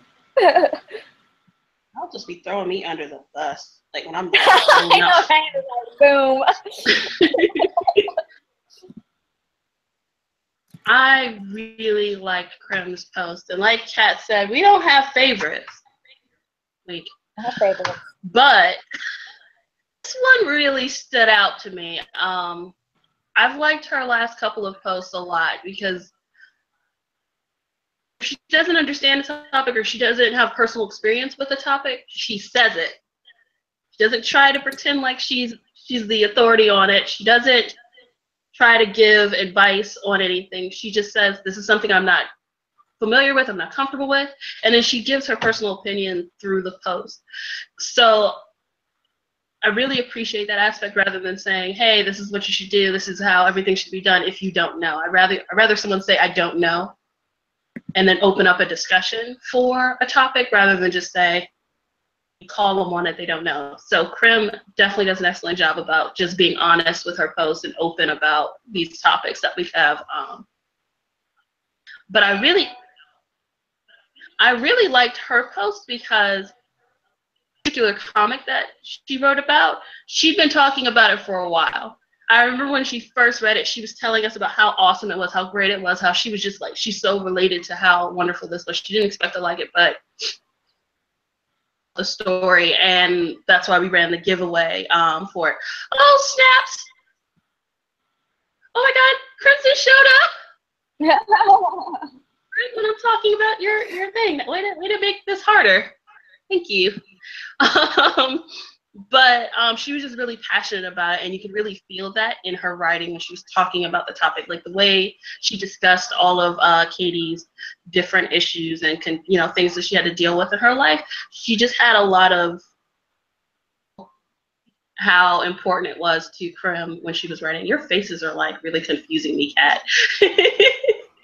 Like, I don't know what you're looking at, but they're like confusing me. It's like you're judging me. Stop. Sorry, I'm doing our live stream stuff too at the same, like our live tweets at the same time. So I was like trying to do a tweet and it wouldn't like let me. It was like, you have too many words. And I'm like, stop it! Like I have just enough words. Like, where's my did I do something? But no, I really, really love this post. Full of a lot of heavy topics and themes. Like Kat mentioned, depression, suicide, eating disorders, sexual abuse. So it does deal with a lot of sensitive topics that some people might not be comfortable with, but these are things that do need to be discussed. And if authors are taking the time to share their own stories through comics, through writing, through shows, anime, whatever, what have you, it's important to get that narrative out there, because it's like I said before, it's better to have you tell your story than have someone else tell it for you, because no one can tell your story like you can. And how hard it is, or how difficult it may be for other people to understand or to accept, the fact that you're out there telling your story, that you're letting other people know, it's opening a discussion, it's creating an open space for someone else who might need to share. So it's an awesome thing to do all around. Krim, you did a fantastic job with this one. It was beautiful. 2 thumbs up, and hey, hey, hey for me. That's it. That's all I got to say. Okay. All right. I'm gonna try and keep my bit short. Try to. So I've never heard of the book until Lizette brought it up, which is Lighter Than My Shadow by Katie Green. And I've seen like the image. I've seen like how thick this book is. This is not a thin comic, people. It is a thick book. And yeah, I really actually want to purchase it. I'm hoping I can at some point. But I agree with Naja. I liked that she was honest. That she, didn't really know. She was honest about not knowing to do with much about the topic that our blog tour has been about, and that that she doesn't like know everything about suicide, depression, but she just put her own thoughts out there anyway. And I just liked how she broke down the post, and that this definitely is a book that anybody could relate to. I really enjoy the art style. Honestly, I do. And some of the images in the book itself look very, very, very kind of full on and vivid. But I think that's important for this particular book, to get the message across.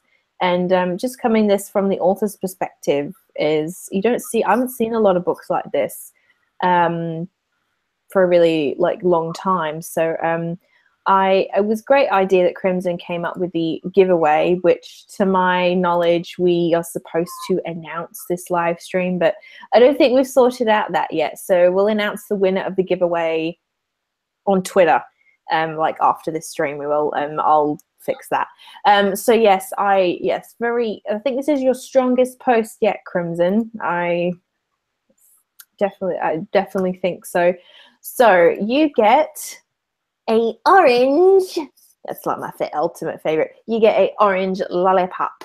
It's like it's above well, the flavor. It's you wouldn't really call orange in the UK. We call it tangerine. It's called a tangerine. It's got a different taste to a typical orange lollipop. It's got a sharper, tangy aftertaste to it, but it's so good. So you get a tangerine one. I'm done. She says. Next, Ray's oh my goodness, we talked about this last time. Is it Ray or Rye? Rye. Rye. Like Raichu. Rye. Damn it. Rye's post from Rye's anime vlog, and she did the themes of PTSD and psychosis in school life.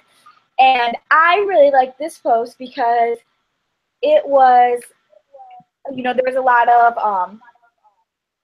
of posts that dealt with, you know, the ideas of loss and suicide and things like that. But this one was the first, like, one of the first ones to kind of deviate off and go into PTSD, although there was another blogger who did that too. I won't spoil it, but I thought it was a pretty cool post as well. Comes towards the very end, she did quite an interview. It was Hint, hint. Yeah, hint, hint. But this one was really, really a cool one too. I'm very intrigued now by this show. I've heard of School Live. I've seen like pictures of it, and I thought it was this, you know, kind of one of those little like kind of chibi, optimistic-y, happy, and with like little kids or whatever. And those aren't really, I'm gonna be honest, those aren't normally my bread and butter as far as my anime watching goes. So I've never had, because I've seen like pictures of it, I've never had any inclination to go watch it, because I was like, oh, it's about a bunch of like little middle school girls who love life and I don't know. And then I read this post and I was like, oh my god, because apparently it is actually about the pictures that I'm seeing, or the pictures that I'd seen online that made me think that this was like some happy Rainbows and Daisies show, are part of the main character Yuki's psychosis. So she's actually trapped in, you know, kind of like trapped in her school during a zombie apocalypse, and her school was overrun by zombies and everybody was basically killed, and you know, and they like witnessed this, and the only people who are kind of alive and surviving are her and then 3 of her friends. And so in order, you know, she's a young kid, and in order to cope with this stress, she has created this kind of fantasy world of what her school life is and what's going on with their lives and things like that. So when you see these like happy-go-lucky pictures, those are the pictures of her kind of fantasy, and the reality is something like much, much different. And I think the thing that was interesting to, like, one, that's just an interesting topic in itself. There's so much, you know, we're still learning so much about post-traumatic stress disorder, and you know, what that looks like, and you know, how to, you know, treat it just in the real sense of the world. And then it's interesting to kind of see that brought up then in an anime, and her friends kind of trying to figure out what to do. Just these like kids. This is a topic that it's hard for adults to discuss, and again, just on a purely medical sense, we're just slowly starting to figure out what's going on. And you have these, you know, 3 little girls, their friend, trying to figure out with what's, you know, better to trigger her memory to understand that that's not the world that they really live in, or to go along with the idea that that is the world that they live in. And then, you know, what is it that how are these other kids, you know, coping with this as well? Oh, this is kind of like a psychological thriller in a sense. So I really want to watch this show now, just because it's a really cool premise. And just, you know, again, just bringing up PTSD, I think, was cool, because it isn't something that we talk about a lot, especially because it's something that we're really just starting to figure out ourselves in the world. So that's what I thought about that. So that was a really cool, post to read. I really liked it. Awesome. I will keep my thoughts short and sweet, since, you know, we've got an X amount of posts to go through. I was the same as you, Kat. I definitely looked at it and was like, oh, this is one of those cutesy anime again. Thanks. Like, I'll keep doing this to me. All right. Not my cup of tea. I'm not gonna knock it if it's something you like, but all right, let me read this. And I was like, oh, about zombies? Yo, this got deep. This got deep and dark really fast. Yeah, this is actually something I might actually go watch now. Maybe, too crazy. But yeah, I really like that she talked about PTSD rather than dealing with depression and suicide like everyone else pretty much did. She looked at PTSD and psychosis, and if I remember correctly, she's studying mental health in grad school right now.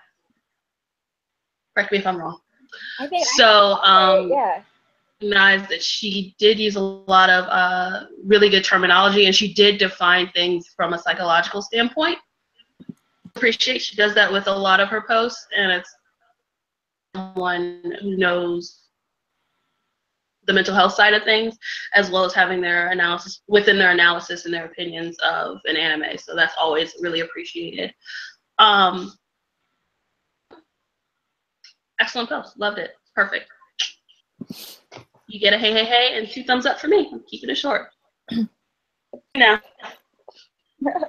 Because that's how Naja likes it. Things get short and sweet. Hey, hey, hey. It depends on what we're talking about, ma'am.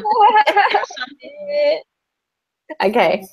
So I always if Rai ever watches this, whenever maybe she gets a chance, I might do like a little bit of like fangirling inside, because I do get excited for your posts, Rai. I do like extremely enjoy them. I'm not favoriting around this time around. I'm not, because I loved everybody's posts for this month. They were all very strong holding. Rai, again, I knew she would be taking a different direction, and I have heard about School Live. I've not seen the series, but yes, my initial thoughts were, oh god, it's another one of those moe cutesy girl type shows.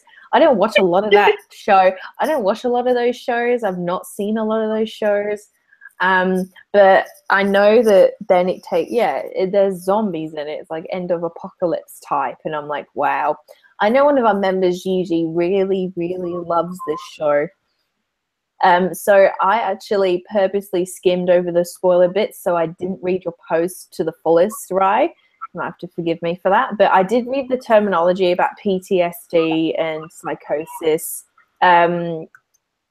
If anyone actually doesn't know what PTSD is, but most people will be familiar with it.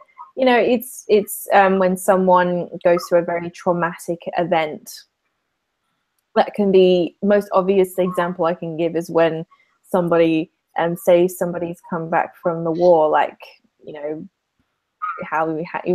makes me think about how long has that Afghanistan or Iraq war been going on? How many soldiers have come home? I bet some of them have got, I don't know how many, I bet at least some of them have got PTSD. Jesus Christ. From seeing like their, mates like die in front of them, blow up, it happens. And yeah, that's just one of the common things that people know it by. And so it's a traumatic event, and one of the main characters, Yuki, obviously she has PTSD, and it focuses on her a lot, it seems the show does. That's as far as I got, like, reading the post, but I'm glad this was a different post to cover this month, so I really enjoyed it, Rai. And for that, you get you get a grape lollipop. Who doesn't love grapes? I love grape. I don't. So I hate grape. Well, who cares? So yeah, you get a grape. You just get a grape lollipop. You should. So mean. Okay. Right. I don't know why. Who's next? Who's next, Kat? Having an opinion over here. I like who cares. I know. You don't like grapes. Oh my goodness, it's so funny. I love you two so much. You don't even know. Oh, you guys are the best. I feel love. I do. Oh. A regular basis fan. Jesus. It's Aria. Ari Kano. Let's go. Cat. Or are we doing the next one? Yes, it's Arya. It's Arya, and hers was free from one's dark side with love and Kano. Kano, I guess. I don't really know. I've never like seen Kano. Something else. Nah. Yeah, No, so I have not. in other words, it's pronounced his and her circumstances. Oh, yo, I've heard of this. I was so confused when I was reading this. I was like, I've never heard of this in my life. When you said that, I was like, oh. Well, I've never read this, or I don't know if it's like, if it has an anime. If it does, I've never watched it either. Yes. But I feel like I ever could watch this, to be totally honest. I don't know if I can or not. My thing being, is about this main character who seems like he's the all-around perfect guy. He harsh childhood because he's a gold digger, and she got pregnant with him just to kind of steal some money. She got pregnant with was actually not going to inherit anything legitimate, and so he like the bane of her existence, and was eventually kind of rescued from her craziness, but some serious crazy of his own.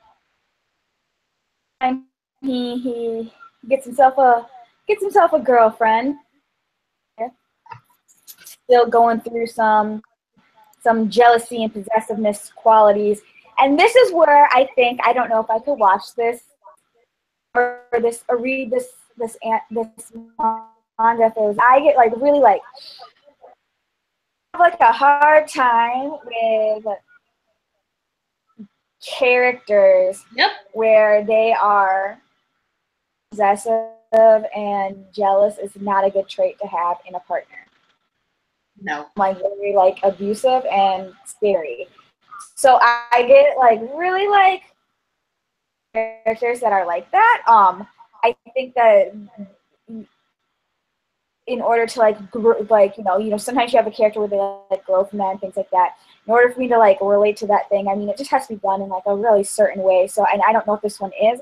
And the reason why I'm like even more sure is like, at one point, kind of goes through one of his like dark phases. Has with his girlfriend. Well, I don't know if you guess. So I don't know how violent it is, but he like, I guess grabs her, and she's like frightened, and he's kind of crabby like, and later he feels as if he has raped her, and she insists that he hasn't. I'm like over here like weird. Thank you. Like I don't know how I feel about this. Like, yeah, this situation, because I'm thinking he did, because I'm myself in this situation, and then this scares me because I'm like, I think so often we feel as if you're just somebody, or if you're dating someone, then and you've had sex with them before, then they can't rape you because you've already consented. Like, and it's like, no, every time you have sex is worms as far as consent goes. So I'm like, that really, I'm like, I don't know how I feel about that. Like about him as like a character with that. I mean, later they're able to kind of figure things out and whatnot. So move past kind of the trauma and things like that, which is, a good thing. But it's definitely like this really brought up a lot of like different, like I was like, how do I feel about this? So many feels are happening. I'm like on a feel overload. So it was definitely like, oh man, I don't know if I can watch this show because I already feel like happening just like right here. So this is definitely a post that I think is going to bring up a lot of topics. Like that's like the cool thing I would say about this post for Arya is that it's not something that's just kind of thing. I mean, it is really bringing up, at least for me, it did a lot of different topics that go within this September. So that was how I felt about this. Tell me how you felt. Reading this post, reading about this series, serious flashbacks to reading Hot Gimmick. I'm not gonna lie, I liked Hot Gimmick for what it was. It was trashy, it was horrible, it was full of questionable and abusive relationships and things like that, but it was like a soap opera, so I had to watch it and read it. No, because there's a character in Hot Gimmick that also does some questionably sexual things to the female protagonist, and it's abuse. I'm not gonna lie, she's abusing this poor child, and instead of her saying, you know, rapist be gone, syndrome, like she accepts it. It's like, oh, it's how he loves me, and da da da. She's like, no. So when I read in Arya's post about how he had sex with her and then he questioned whether or not it was rape or not, if you have to question whether or not it's rape or not, chances are it might have been rape. You shouldn't have to question it. It is. I haven't read this, so I'm like, can't say 100%, but I had the same thing where I was like, I think you might have raped her, bro. If you think it's rape, and I feel like it is, it might be a rape. Bruh, I think it's rape. The words that are coming out of her mouth aren't trustworthy at this point. Because then she says, oh, it wasn't rape, you know, I wanted it. But you're fighting back, you're struggling. I'm confused. I mean, correct me if I'm wrong, if that's not how the scene plays out, but from the way it was worded, sent to that sounds like it was experience. definitely hard. Into that experience. However, her quote unquote love for him superseded her desire to not be in that situation, and questionable at best. It's like love saving all. Love does not conquer all. Love does not save all. I mean, it helps, but dealing with a condition that's beyond your control, or dealing with something that's beyond your control, loving them really fix everything. And I don't know if that's the message of this particular series, but it seems like their love helps them overcome their issues, which is a good thing, but I'm really hoping it will help, you know, like real help outside of that, in addition to this power of love business, because homeboy pushed her down and had sex with her, and she said it was okay. No. Not unless y'all consent beforehand, not unless y'all are into that and y'all agree together that y'all want to have roughy, you know, time. But yeah, that kind of soured me towards the whole thing. I was like, what the fuck? Like, I literally read it, was like, the fuck is this? I'm sorry. I'm like, bleed 30. I was like, this. Scroll like down. If I would have accidentally walked in on this scene, I would have been like, oh my goodness, there's some rape going on here.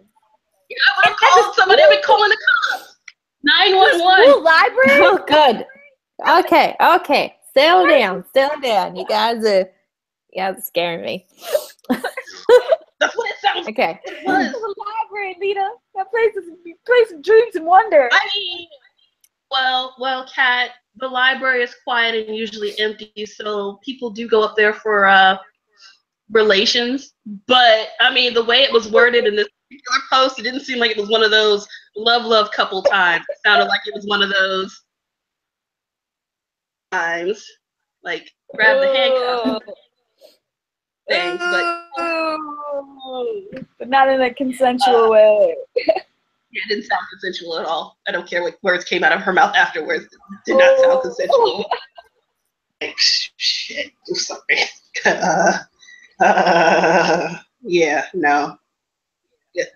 My opinion is done. Ari, your post gets 2 thumbs up and a hey, because it's awesome and it's well written, but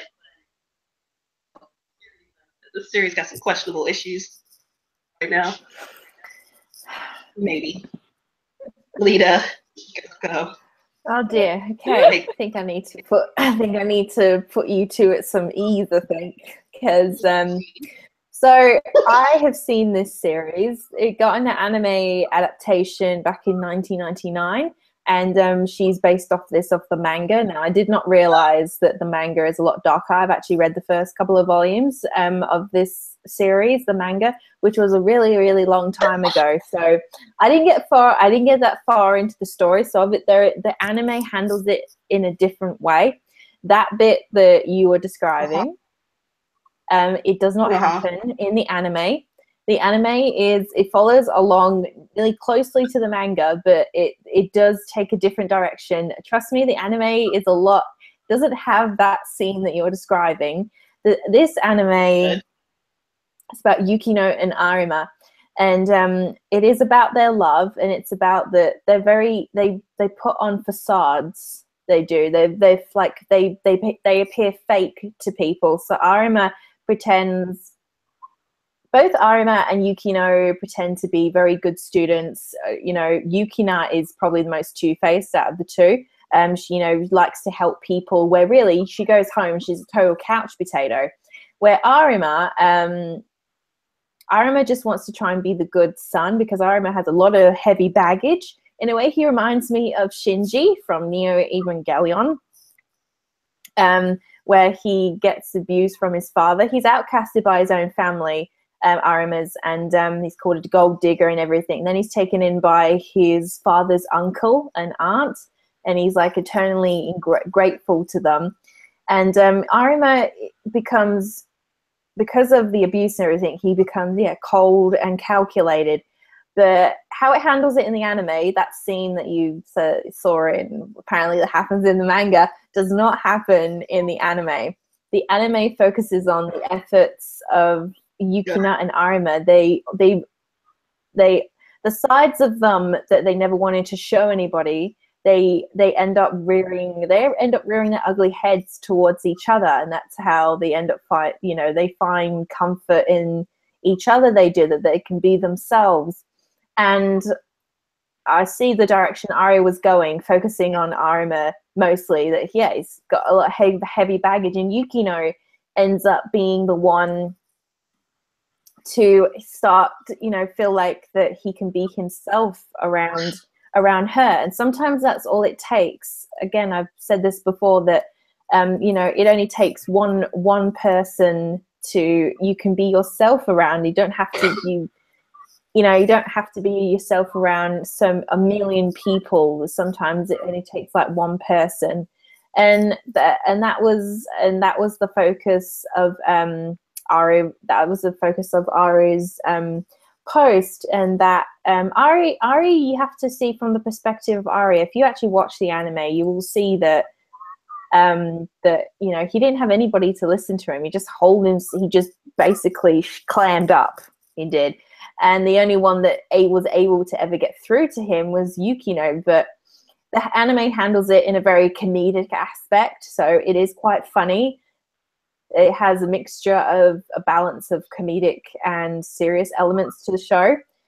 But yeah, it covers how you clam yourself up. It's very much like along the lines of like Orange with Kakeru in that aspect. But with the anime, interesting fact, it was Studio Gainax that ended up handling the animation of the show. And towards the end of the show, the budget, they didn't have enough money for the budget for the animation and that. So towards the end of the show, they end up using like paper figures, like paper dolls, like paper images.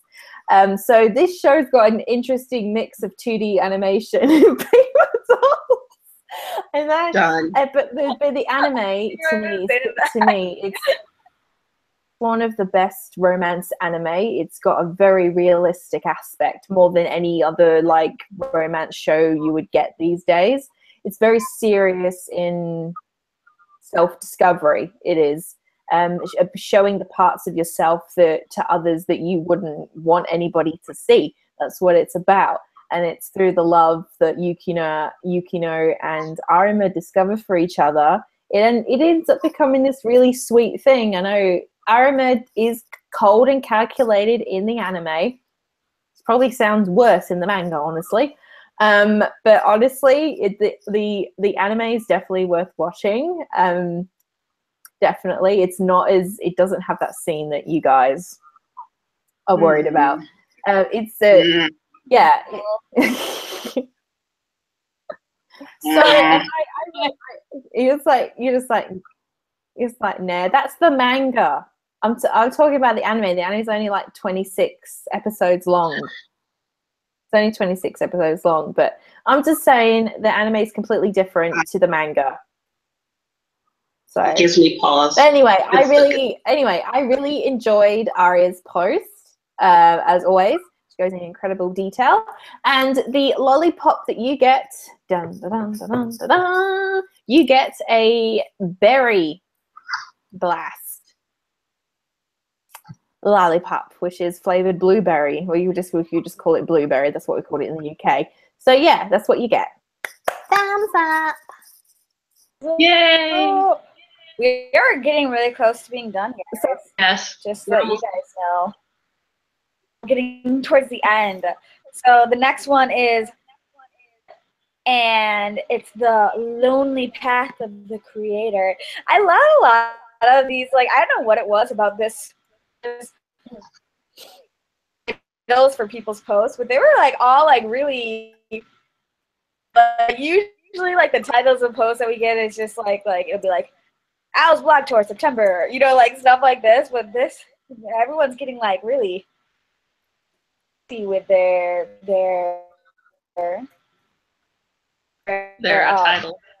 titles lately. So, oh, excuse me. I'm sorry. All right. Like trying to like get through. This post talks about the show, and again, it's kind of delving into the depression and suicide side of mental illness. I've never seen this show. I remember the character's name because Setsuna is the name of my niece, so I was like. And then I like read what like the show was about, and I'm like, oh, that was really sad. Like, I hope that my niece would actually ever go through this stuff. But so it's about this girl Setsuna who you know tries to she's a creator and she does a lot of things online and she creates these things, and eventually she ends up becoming like the bunch of freaking haters, and she has like one friend, but he even starts to kind of leave her because he's a little bit jealous of the fact that, you know, she has gotten all this attention for her work and things like that. And that's unfortunately, like, I think the thing that I liked about this post was the cyberbullying side of things. Really unfortunate. Like, I haven't seen the show, but I get the gist of what she's saying. You know, you have this character who, she's an artist and she's, you know, uploading her drawings and things like that, and it starts to become popular. And I don't know what it is about the internet, but when we see somebody doing well on it, and they see someone doing well, and they're like, oh wow, look at their stuff. There's always these haters that come out of nowhere and are like, my kid can draw better than that, or blah blah blah blah blah, like a bunch of stuff, and they just like make it their business to just troll and just be. And you know, this is kind of what this character Setsuna experiences is, you know, just this hate, and she kind of feels like she has nothing. So in the end, she ends up kind of deciding to she ends up turning towards suicide, and her friend Soda feels very this, which I think brings up an interesting perspective of, you know, you have to remember, like, we have to keep in our minds that when something like a suicide happens, it does not just affect the person who committed suicide, it affects the people. And then just like this idea of like this bullying, and whether it's in person or online, it still affects somebody's mental health.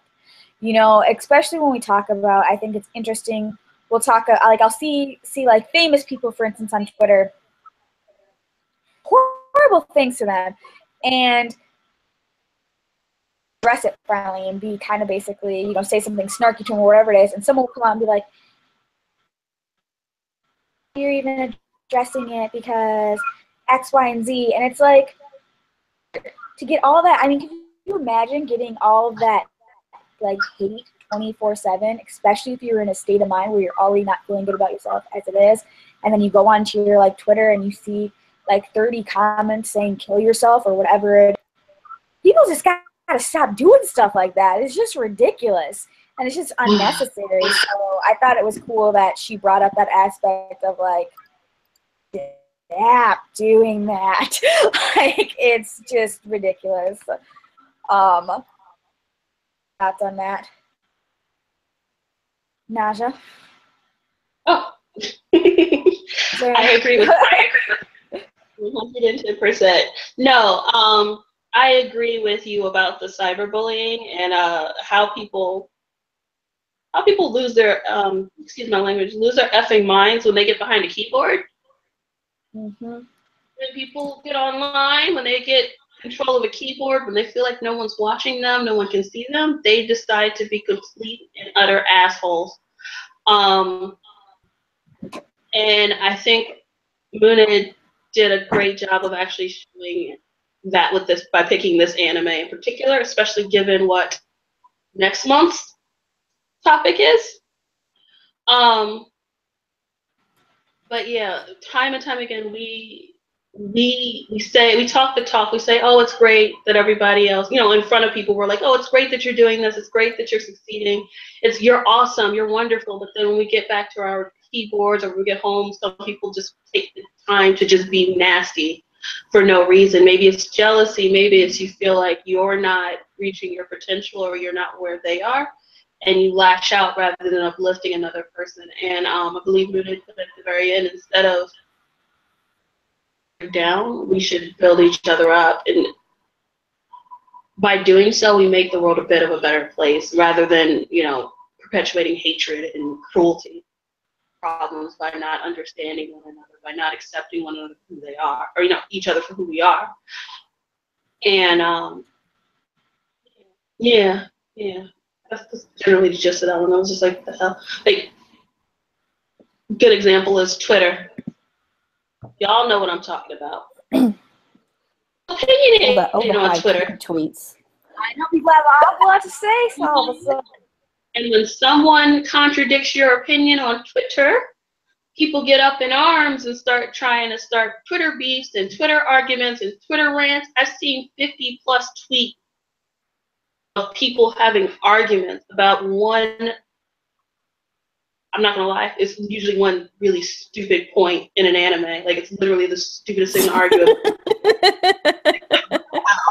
We're having a 50 argument about this. Like, bruh, can't y'all take this to the private messages? You can DM each other about this. Twitter feed with this crap. But we're not accepting each other for who we are, our differences. We all get on our soapboxes and we start talking to talk. But I like my soapbox. I mean, it's great to have your soapbox, but not tear each other down for it. It's one thing to have an opinion, it's another thing. Like, for example, using a specific tag rather than using another tag on a tweet. And someone going, oh, you're one of those people. I know you're one of those high Q crazies. You using your high Q hashtag. I only use one. I would just like to say the argument I have seen happen. You use two U's to spell IQ. I only use one. What the hell? Like, why? Yeah. Hey, I'm just trying to liven the mood. And we still agree to be nice to each other and don't have 50-page-long Twitter battle or with Yama, which is who he with, but whatever. like people are just crazy. You can see, folks, how hard it is to calm Naja and Kat down. Just I'm sorry. Goes on. Like, if y'all ever wonder why I don't jump in on a lot of things, because I'm like, this is the stupidest thing I've ever seen. Are you effing kidding me? Like, opinion. None of your damn business, because I don't want to have a conversation with you about this. I know what you're doing. No. Dumb ass arguments. Like, what the f is this? Oh. Close Twitter. Such is the world. Now, not every place on the internet has to be a horrid experience. You know, we know there's the trolls and stuff out there. You know, I'm at my age where, you know, I don't have the time to. I hardly deal with any, honestly, at my age. I say my age, I'm 27 in December. Everyone thinks I'm younger. I look like I'm 18 after I got told. I'm like, oh, thanks. It's the pigtails. So I enjoyed Moonid's direction with this. That they picked Recreators. Recreators got unexpectedly a lot popular. I think it aired in, oh God, I've got to recollect now. It aired in some season of anime, which I can't remember. I was hoping somebody would go the direction of cyberbullying. And I didn't realize that there was somebody that was gonna just commit suicide in this show. I didn't know about that. But it's you know, I think this is a post that anybody could relate to, and the effects of what cyberbullying does. Honestly, I think it was last month or month before that. It was in the news that a girl, I think she was only 15. She was from the area that, not the area I specifically live in, but the city I live in, and she committed suicide.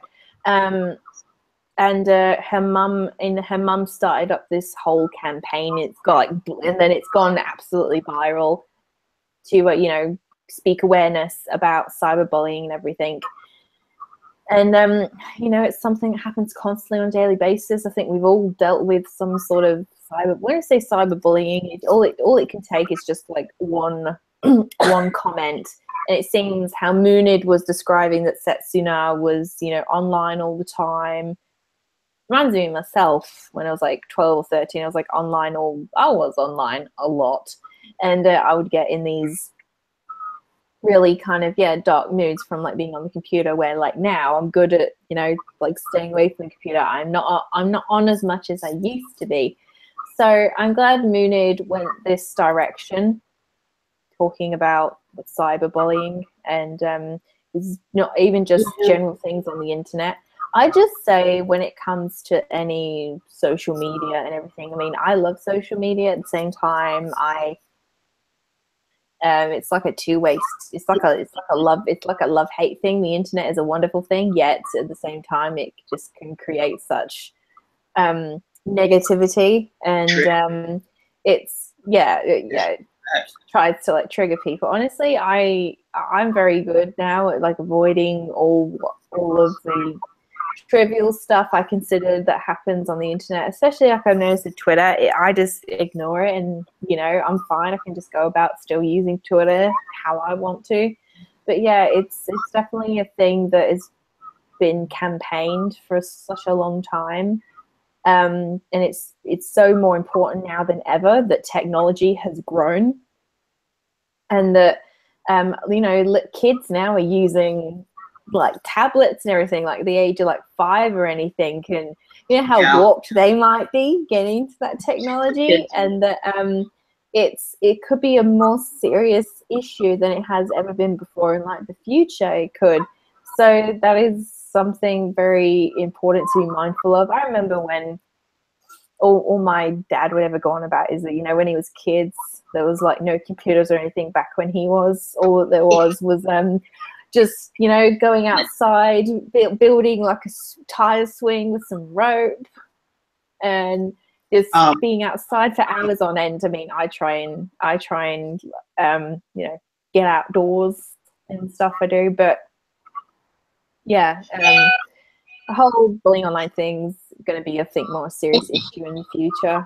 And yeah, I think at least every year there's so many just young kids just, you know, ending it, and it's just a really sad fact. So yeah, this was a very touchy direction Moonid went, but I'm glad. And so for that reason, the beautiful choice of lollipop that I have is a strawberry one, because everybody loves strawberry. So you get strawberry. I like strawberry. Okay. Oh, really? Now you say you like something. You hate the grape. No, I don't. You should have given us strawberry, but whatever. Strawberry. I like strawberry flavored stuff, but I don't like actual strawberries. Ooh, that's how I feel about watermelon. Watermelon, but I like watermelon flavored things. I hate watermelon. It's an abomination. Yeah, I said it. I don't watermelon. like it. You're missing I had a out. whole argument with this waiter because they gave me watermelon. Bruh, I ordered fried chicken and you brought me watermelon? What the hell? Excuse me? Who's next? Not today. Lita was like, third to last. The next one is by me and Naja, and it's our mental health. We did a live stream, and you can go check out the video as well. And what I liked about it and what was cool was you have Naja's point of view and my point of view. So for anyone who doesn't know, I meander through life, working through general anxiety and depression on a daily basis. Naja's family, and I'll let her kind of talk more about her perspective. But she has so I'm like the perspective of, going through it on the day-to-day, but Naja's bringing the perspective of how it actually affects the people around you.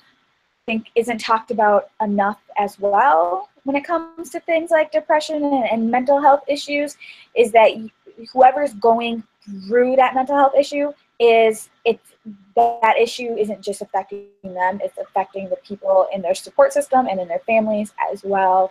So we gave both of those perspectives. I'm going to say because I'm kind of like, I guess basically there was a lot said, and it was a very personal. Yeah, there is a lot, people. It's 2 hours and 40 minutes long. Yeah. Prepare to have your soul dragged away. So there's a lot happening. So relevant information. It was super relevant, but it was definitely I feel like it was a very emotional. I mean, like I said, it's both of our perspectives and our life stories, and it's just emotional thing. So I'm like, it was also one of those emotionally kind of draining kinds of things. Yeah, where you just you get done and you're like, oh man. Yeah, that was a lot. Yeah, I literally time after we finished the stream, I was like, yep, done. Yeah, exactly. So I feel like I don't want to get too much into it because it was just lots of things were said and done. But I do think it was a really, if you haven't had a chance to watch it, I think it will be informative to you because, again, you're getting both perspectives of an issue that, needs to be discussed and needs to be talked about. Yes. Anything you wanted to add? Yeah. It was a very personal thing for both of us. One of the main things we talked about, like I said before, sharing our stories, but also Kat brought up that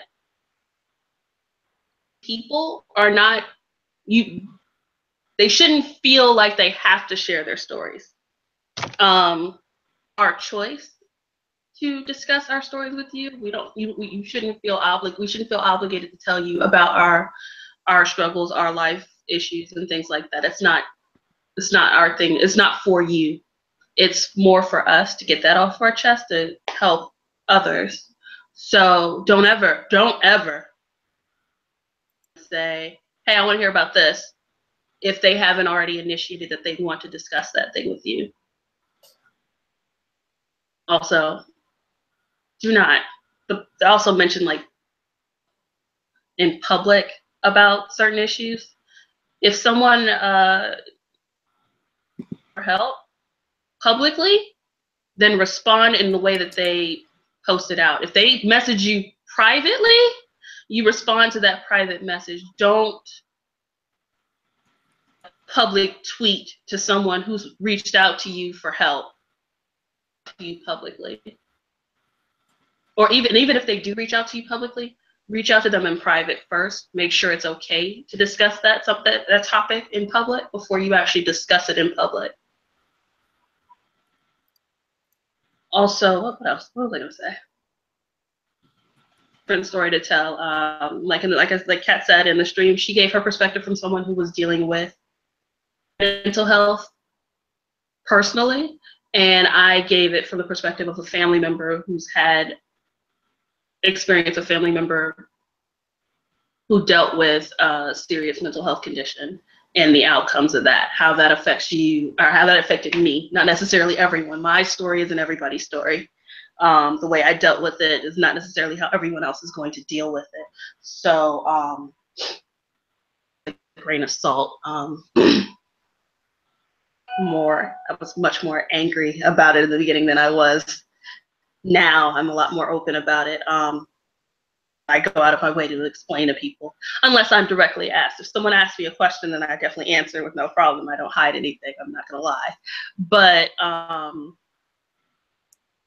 up on a regular basis, because it is a heavy topic. You don't just walk around saying that to people.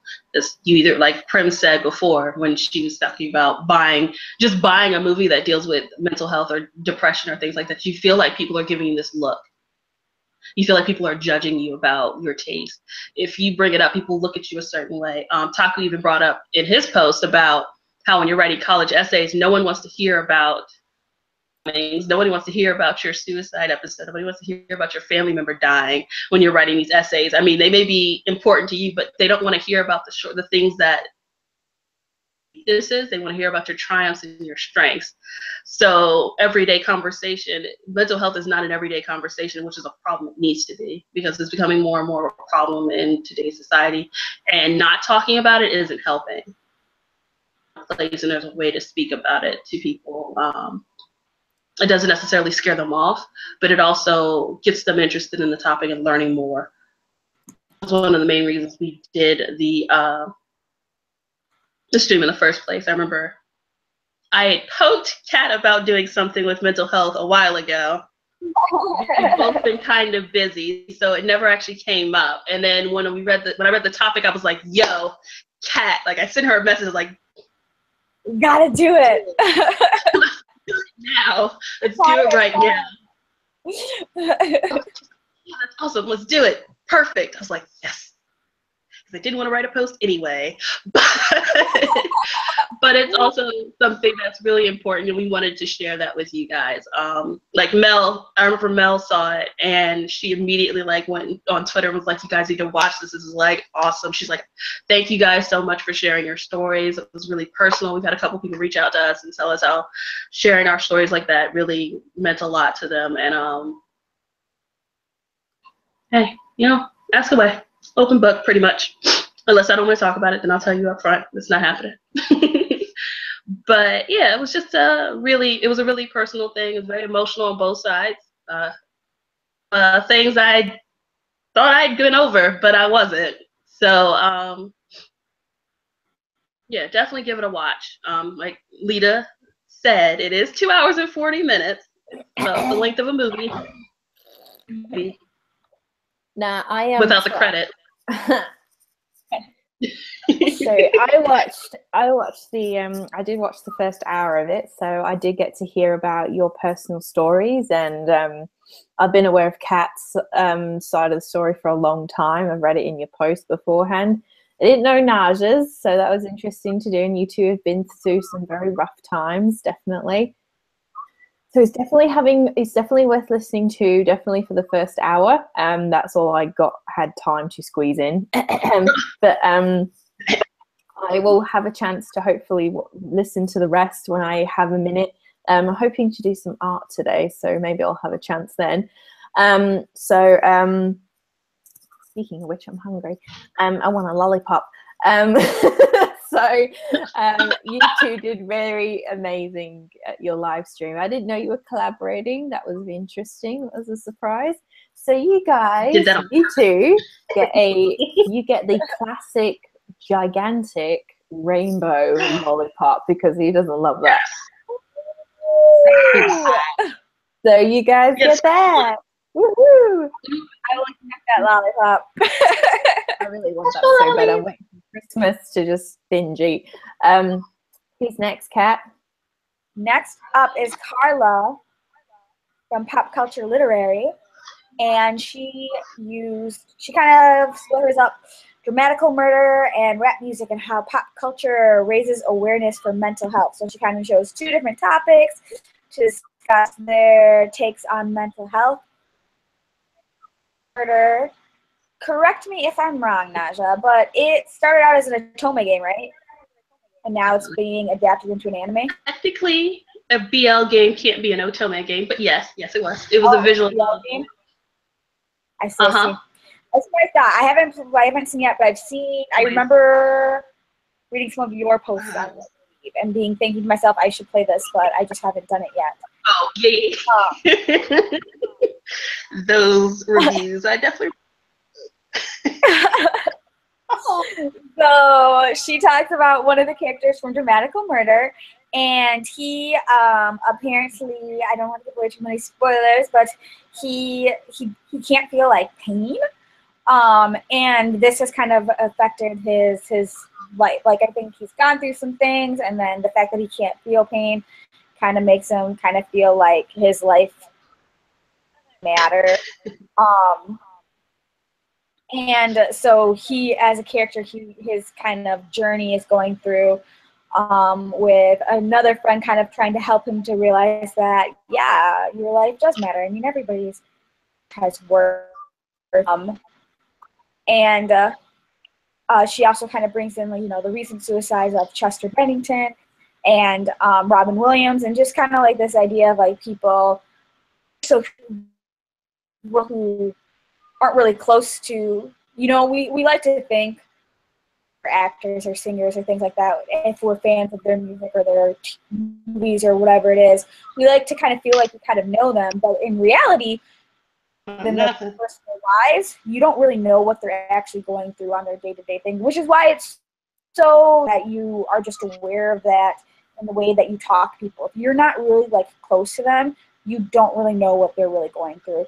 And case in point, these two, this actor and this singer who no longer get to see any of their art because they took their lives because they felt like that's something that they needed to do. And again, I'm a Linkin Park fan, so wife has shared and like talked about how, you know, if you see things going up to the few days before Chester's death, you will see him in like interviews and things like that, acting happy and seeming like he's smiley and not understanding all the other things that are actually going on kind of behind the scenes. So you really don't know where anybody is in their life. That's why it's a long way to just not be a douche. Like I just can't say that enough. Like, if you know that old saying, you don't have anything nice to say, don't say anything at all.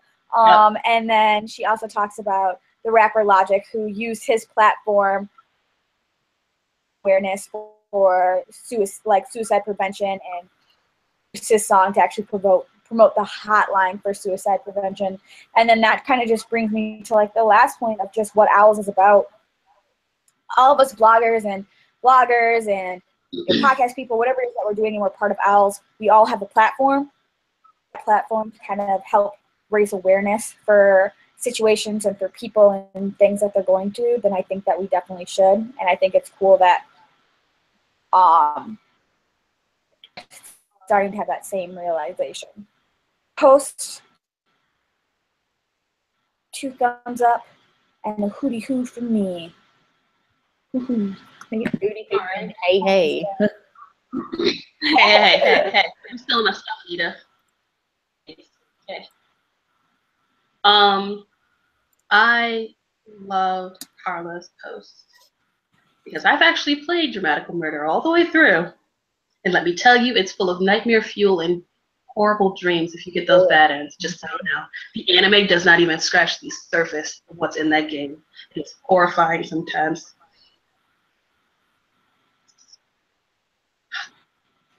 Don't even be started on that game.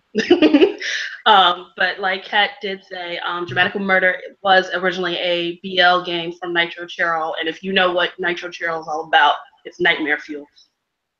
All they do. And it follows a guy, Alba, who has to overthrow an evil organization, and along the way he meets a group of guys who all have their own issues and things like that. Of course, it's technically a romance game. Other shenanigans and hijinks that go on in the game. One of the love interests is a guy named Noise. Like Kat said, he does not have the ability to feel pain. He's a rich guy. He's a rich kid, but he hasn't been able to feel pain. I'm trying to remember really hard because it's been a while since I played the game. But he can't feel pain, and his parents thought he was a monster because he didn't. And he also didn't know how to relate to pain in other people. So he didn't realize that he would hurt people. Like he'd be playing with a kid, and if you hit him on a ball and the kid got hurt, he wouldn't understand that the kid was hurt and was in pain because he couldn't feel it. He couldn't relate to that. So his parents pretty much treated him like a monster, locked him up in a room and things like that. And I forget, but I feel like he escaped. I feel like he escaped and left home, and he went out on his own to kind of do things on his own. He's kind of this cult. He's the leader of one of these, I guess the best way to describe it is an online game group, even though it's like a virtual reality game. And he's kind of cold and detached. He's really analytical. He's really into gaming and things. He's really into the game. He's really analytical. He's really smart. He's really intelligent, but he doesn't really connect with people very well. And with Alba, he becomes a much more human character. It does take a while, and since this is a BL game, it does have a lot of emphasis on the relationships between the two characters. Like they go at it a lot. But through his interactions with Alba and his his demeanor, the way he is, he just learns to deal with his past demons. He learns to move forward from his pain, and he learns to accept that there's a better future out there. I was actually really surprised that someone picked Dramatical Murder, because I was like, what is this? What is this? What you doing with Dramatical Murder? I mean, that's full of psychological crap. This is perfect, but I was like, oh, look at you. But to actually see someone discuss in detail about Noise and his issues and things like that, and how kudos on that. Also, I really appreciated the tie-in to the actors and singers and songwriters that have dealt with mental health conditions, and especially like the fact that she brought up Logic. Yo, that's like double bonus points for that. Like this post, because she does a lot with them. One particular thing, she blends a lot of different aspects of media into her post, and they all come out wonderful. Just love them. I love reading them all. Perfect. Keep doing that. I can almost overlook the fact that it was really long. But yeah, it was a fantastic post all around. Double thumbs up, especially for Dramatical Murder. That was like perfection. And you get a hey, hey, hey from me right there. Ooh, when's National Hug Day? I don't know. I don't know when National Hug Day is. I always enjoy Carla's posts. They're very detailed, and again, she was very detailed in this. I like that she brought up Chester. Don't bring up Chester to me. Don't, because the song Numb in Linkin Park was a big part of my childhood, trust me. Not all for happy reasons. But it was interesting. She picked Dramatical Murder and a rapper. Of course, I was like, what? I've heard things about Dramatical Murder, and I'm like, yeah, that's a show I'll visit when I'm in like a really trashy mood and I feel like watching something trashy. No, the game's not trash, but the anime is trash. Oh, no. So Madness. I guess the bit she really focused on was being trapped within yourself. Seems the main character, Alba, how we say his name, didn't want to, put himself out there towards others, for wanting to enclose himself in. And this followed along when she talked about Chester, the singer of Linkin Park. And then he talked about beloved Robin Williams, which oh my God, that hit me hard. Honestly, when that was announced about Robin Williams, I didn't think I would feel that impact again. And I'm like, no, this year, of course. Yep, we got to feel that impact. But yeah, and then she went on about the this rapper named Rapper Logic raising awareness about mental health issues. I think that was probably the most interesting part of the post. She definitely covered different things in this post, which was good. And yes, so the flavor of a lollipop that you get, my dear, is you get cherry, because who doesn't love cherry? Naja, don't tell me that you don't love cherry. I love cherry. I love cherry. Good. I know, because I bet every girl's got their cherry popped. You know. She's like, good. Now moving on. Like the last one. We're on the last one. And it was by our very own Lita Kino. Changes you. Last. I've never wrapped up a tour before. I know you haven't. I never have, and I was like, oh God, I even looked at past people's ones to see how they wrapped it up. I'm like, nope, this is not helping me. It was perfect. This was the other, like, when we talk about, not having favorites, but this was the other one. Like, this was ones that I really, really enjoyed. I thought it was so cool that you were able. This is our first interview. Yes. Which was really awesome. I thought it was so cool. Like, not only did you talk about PTSD, which isn't, I feel like all mental health awareness there just needs to be more talk on it. PTSD is something that's really, really new. I think it's easy right now for us to be like, well, of course, like, why wouldn't people at events suffer from it later? But honestly, this is something that is really just being kind of discussed about now.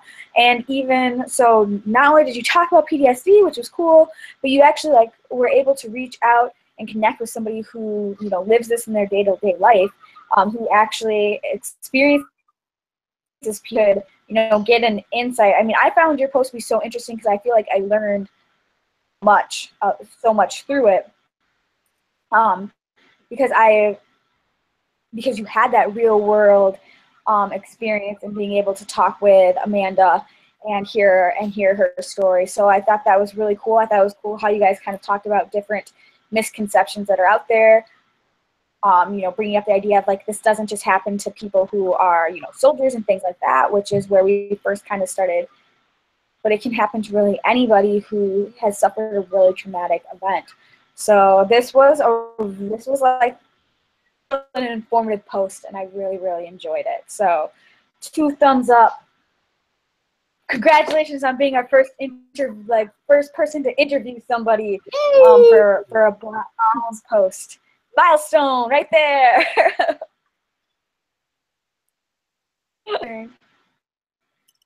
Yeah, she brushes out her hair. Sorry, it's all naughty. Right? Horrible habit. Everywhere. Lita's post. Oh my God, Lita. She's take a moment. It was like smooshed together. It's like, Jesus H Christ, it just keeps going. It's like, God, how many times was a novel? Novels. It was a series. Damn Harry Potter. Well, we're covering an important topic, so. I kid. Your post, Fudgin' loved it. I'm trying not to swear. I'm trying really hard. I really loved it. It was a fantastic post. One, kudos on that interview, because you mentioned you were going to do something different and special, but it was a surprise. Right, that's all. And like, yeah, that's fair. Like, I think I'm at that point where you can share these things with me, and I'd be like, yes, I'm in the know. But definitely a great surprise. I love it. I said it before, I'll say it again, and I'll keep saying it till I'm tired of saying it. I love it when people share their stories. I love it when people share their stories. So that interview, it was perfect. You did an excellent job with that. And those responses, they were long as hell, but they were beautiful and well worded. Yeah, she did write a lot. I'm like, no, keep it that length. Some of the responses, I was like, this could be a whole post in and of itself. This is a post. Each question, that was just like, Jesus Christ. But I also love that you incorporated anime. There was an anime bit where you talked about different characters that were dealing with mental health conditions and tied in with our theme. And then you gave your own personal experiences again. You shared with us before a bit of experiences in some of your other posts. But to have you reiterate that again in this during this tour was definitely like awesome. Like, I don't have the words at this point. It's kind of late. My vocabulary just went. It was fantastic. I loved it. It was probably the best way to close out this month's tour. You had one of the strongest posts this time around, and anybody else in how they close out the other tours, because your post, like, I'm not gonna lie, you just like exceeded everybody else. Like, everybody else, you need to step up your game, man. You need to, like, everybody, yeah, step it up. Oh, stop it! You're making me Except for me, mad. my post is perfect. My post even when I don't write them. But it was just a fantastic way to just close out the tour. You touched on everything that everyone else had talked about. You incorporated an outside source. You incorporated the anime. You incorporated your personal experiences. It just had everything that I want to see in a blog tour post. When we write these, regular posts, their representation of owls and our ideals and our topics for the month, and your post did a fantastic job at that. You touched on everything I expect to see in post, and my compliments in now. So yeah, relish in the good feels right now, because I'm not gonna compliment anymore. Use my bag of compliments for the rest of the day. All the other members will get angry. There'll be a riot. Who cares? It's on y'all, man. But no, it was just a all around fantastic post. Like, no words. I'll admit, I was waiting for your reaction. I'll admit, but everybody's reaction. Yeah, I got some very interesting comments, particularly one that Carla left, talking about her husband that actually has PTSD. I'm not saying that wrong. Yes, he has PTSD, and she wrote about some of her experience with that in the comment, which was interesting. But yes, I will try and keep this short. Yes, I know my post was a bit of a novel, and yes, Mel, oh, thank you for my beautiful hair. Oh, trust me, I cut it off when I was like 11, and it took like 5 years for it to like grow back. So a secret for growing your hair: coconut oil. I use it once a week. Works wonders, trust me. So yeah, so I really wanted to, because this is such a heavy topic. I hadn't planned on doing an interview, but I ended up discovering Amanda through Twitter while I was making the tweets for our Twitter. And I just got the idea, and it came to me, and I got in contact with her, and she was more than happy to do so, the interview. And I felt it was, I was like, oh yeah, this is going to be great. So her responses were more than I anticipated. She really went into a lot of detail. So of course, I'm hoping people go check out her blog and stuff. She's a mental health advocate and everything. And I thought it was best, obviously, with this post to come from a different source. I didn't know how I was going to accomplish this until I came across Amanda. I'm like, oh, okay, you're my saving grace. So and then I couldn't help. I wanted to write more. I felt like, okay, well, this isn't enough. I'm like, this isn't enough. So of course I go on a bit of a tangent with this post, and this is my longest one I've written yet. Then I wanted to talk about. I use an example from Blue Spring Ride Co. I talk about the importance of understanding, and that through some events regarding his mother. I think I did spoil it a bit in the thing, but I felt like I couldn't really talk about it unless I went into a bit of detail. But he's not had any previous mental health issues, but something traumatic happened to it with his mum, and he put the blame on himself. It's kind of like with Arma from His or Her Circumstances, putting the blame on yourself. And then he clammed up and his personality changed towards somebody that he was friends with in middle school, which was Futaba.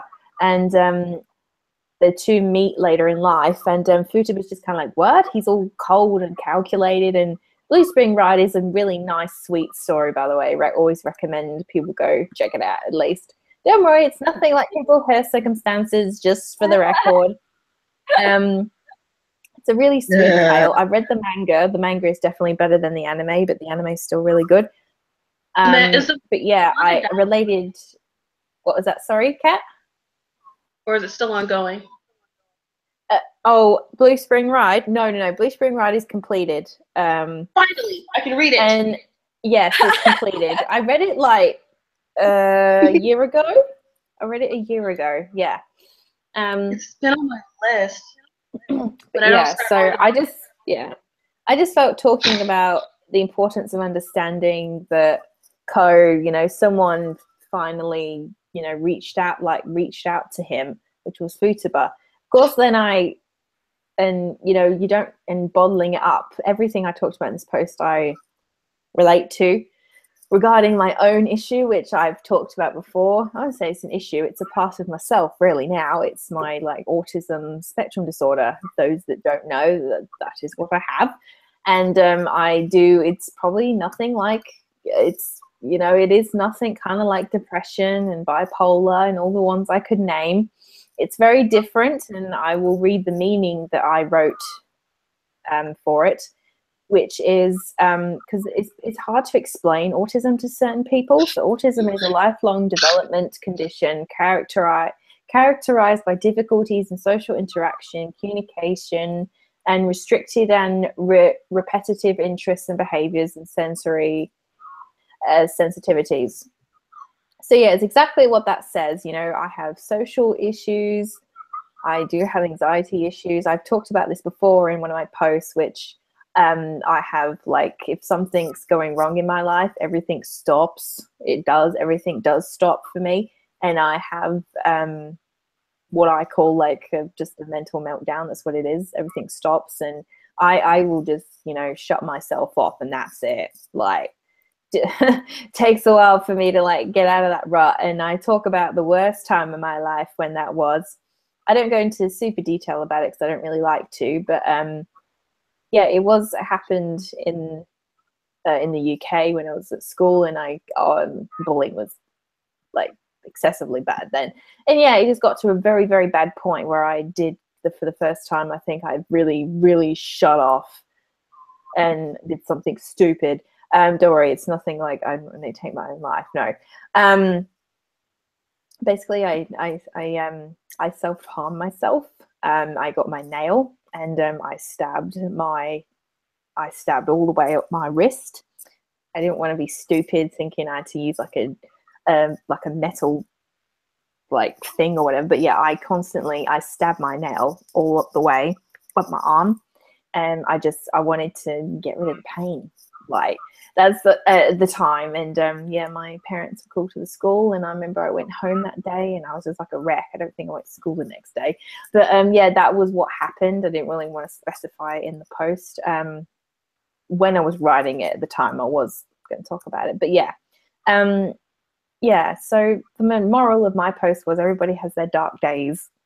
Kat, you look like you'd staring at something very judging. So No, He has that look I'm like trying to figure out. I know, this. it's okay. I'm nearly done. But yeah, everybody has their dark days, and I'm terrible people about have- live feeding. I've it's okay. decided they give it away too much. I know life is too much, but everybody's got their dark days, and that it means a lot for somebody to just like understand, really. And yeah, at the time of that, I didn't know what I would have done without my family, honestly. So I didn't have anybody else. Zero niche. So so this topic was going to be very important to me. So yes, Lita, hugs. yes. Okay, come on. I'm a lot stronger. I'm 10 times stronger than oh god. I'm gonna break this computer too. I can't break this computer. Why do you think I'm called on Twitter at the moment? I want to like find those kids in Britain and like kick their asses. I love Lita. Lita. Love, man, take it. I don't give it often. Take our love and give us names. We can fight them. Like I'm legitimately trying to hold it together over here with my pregnant feels. I'm like, I'm gonna find these. We're at the end of it now. Let's see, what lollipop does Lita get? I know what I've not had before. Oh, you're a cake pop. Yeah. Oh my god, yes, Lita, you get a cake pop. A cake pop? I've never had one of those. It's delicious. Lollipop. Oh, okay. I've never tried one of those. Change your life. Yes, they are life changing. Like they had the salted caramel one. I was like, yo, beautiful. Yeah.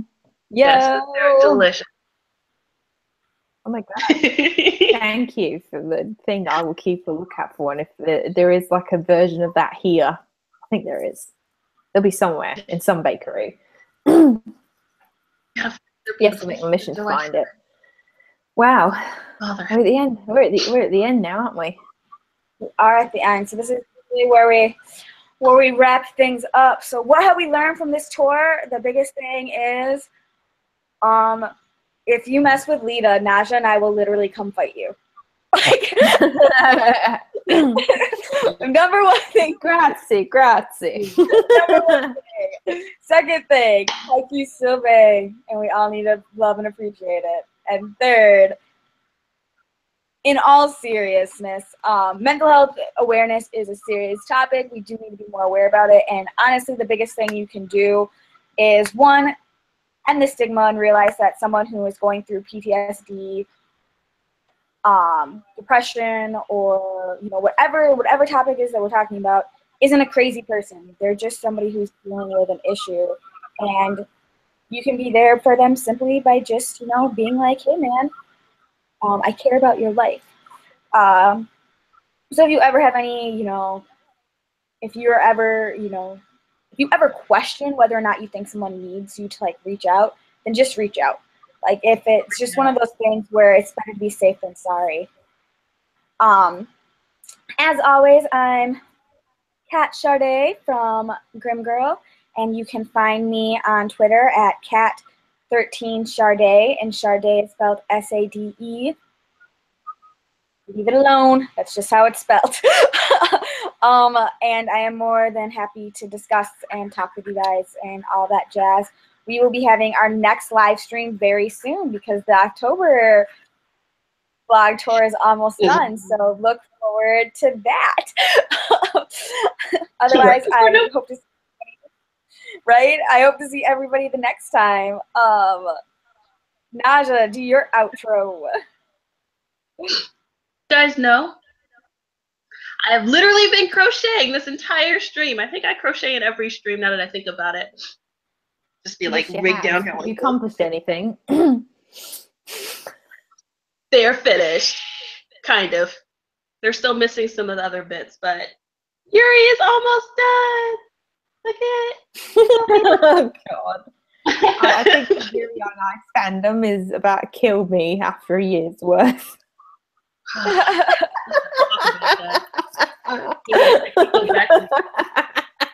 Every Wednesday, man. I can't do it. Avoiding spoilers. But yeah, I was just showing you guys that I was actually being like legit, like, what's that word? I forgot the word. Productive. There we go. I was being productive during the stream too. But my name is Naja, Naja B. My Twitter handle is it's Beck, which is my name in reverse. First name was Beck for the longest, you know. Just kind of rolled with it. It was easier. I also go by Poke Ninja 90 on sorry. It's officially Sunday. No, Nas is losing a Oh, train of thought. It's 12:08 here on the East Coast, in Washington D.C. Yeah. Zoe wants my dolls, man. They'll be finished soon. Yeah. I run the Otome Games blog. Nice Job Breaking It here on WordPress. I'm also the PR head. Usually, if you want to join Owls, please reach out to one of the members, or you can reach us through our contact page on the Owls, which is owlsbloggers.wordpress.com. We've also updated our About Us page.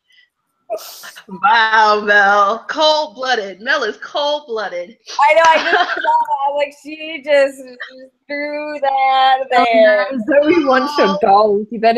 Zoe, you better get dibs for Gigi from Anime Palooza on our team. Maybe want them. She loves Yuri on Ice. I'm just feeling the love today. But I'm also working on a Yurio doll too, just for, you know, kicks and giggles. But he's not made yet, so that's later. But Owls, or you're interested in working with us or collaborating with us, just hit us up through our contact page on our WordPress site, or you can send us a direct message through our Twitter, which is Owls Bloggers, or our members. They're more than happy to help you out. You can either reach out to myself or Lita. We're friendly people. We're usually pretty open. You know, we growl at people sometimes. Okay. But Lita doesn't bite. Her bark is worse than her bite. Let's just say that. You know what? Actually, no, I take that back. Lita likes to bite. To us, we're an open bunch. We're a little zany sometimes, but we're definitely pretty open. Oh no, when we say the H word, H. You mean IQ? You mean like no, we're not losing train of thought. But oh my God. Yeah. Yeah, just, you know, reach out to us. We're always open. The takeaway from this blog tour is open discussion. Reach out, say, you know, be a friend. Yeah, reach out talk to with people. Dolls. Oh yeah, hell yeah. If you want a doll or you want a custom order or something like that, like legit, just DM me, like respond. If I'm not asleep, I'll be like, "What you need? I can make this happen, maybe." But yeah, somebody asked me about if I do a dragon. I was like, nah. I was like, dragons are beyond my skill right now. But yeah, always feel free to reach out, just say hello. You know, I'm usually pretty good at responding if you ask me a direct question.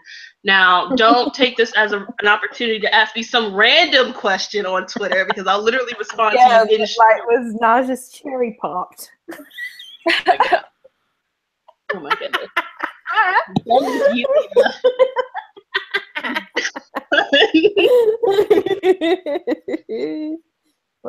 it? What you talking about? I have no clue what you're talking about. Oh, frisky. Hey. You're not, Lita. You're not gonna get me to say anything incriminating at 12 o'clock in the morning. Oh, I'll get you to say, oh yeah, you waiting for that season 4 of Haikyuu. Yeah. If season 4 of Haikyuu happens, Lord, I will lose my shit. Okay. I would literally be dead, and season 4 would be announced. I would rise from my grave and be like, "My people are coming." I would actually, you know what I would actually bring my computer, cat, the other girl. We watching this right now. Oh my god, zombies right now. Okay. Oh my god. All right, my eyes. Oh my god. Okay, I'll get my glasses. Hang on, I dropped my glasses. Oh Lord. Glasses dropped. Oops. Okay. Oh my god, I've been sitting down too long. Way too long. Okay. So I don't really need to do an outro. You know, I'm Lita, and apparently Zoe wants a Yurio right now. So Naja, you could go deal with that. Yeah. So so I just do things on the internet. You can go back to the beginning and just watch that me saying all that. I just do too much. I'm just really hungry right now, and need to pee. So that's what happens when you drink too much water. And yeah, I hope you guys enjoyed this stream. Follow us on all social medias. We're all down in the down bar below thingy. And yeah, we're all tired now. I'm tired. I've had a long week. So yeah, we're all tired now. And yeah, so we'll see you in the October stream where it's dreamers. I'll dream of many things. I'll dream of my Silent Voice limited edition box set that I'm not getting till December. My pre-order. Fun fact, it was my first pre-order. Anyway, enough self-promo. See you guys in the next one. Ta-ta for now. Bye. Y'all. Bye.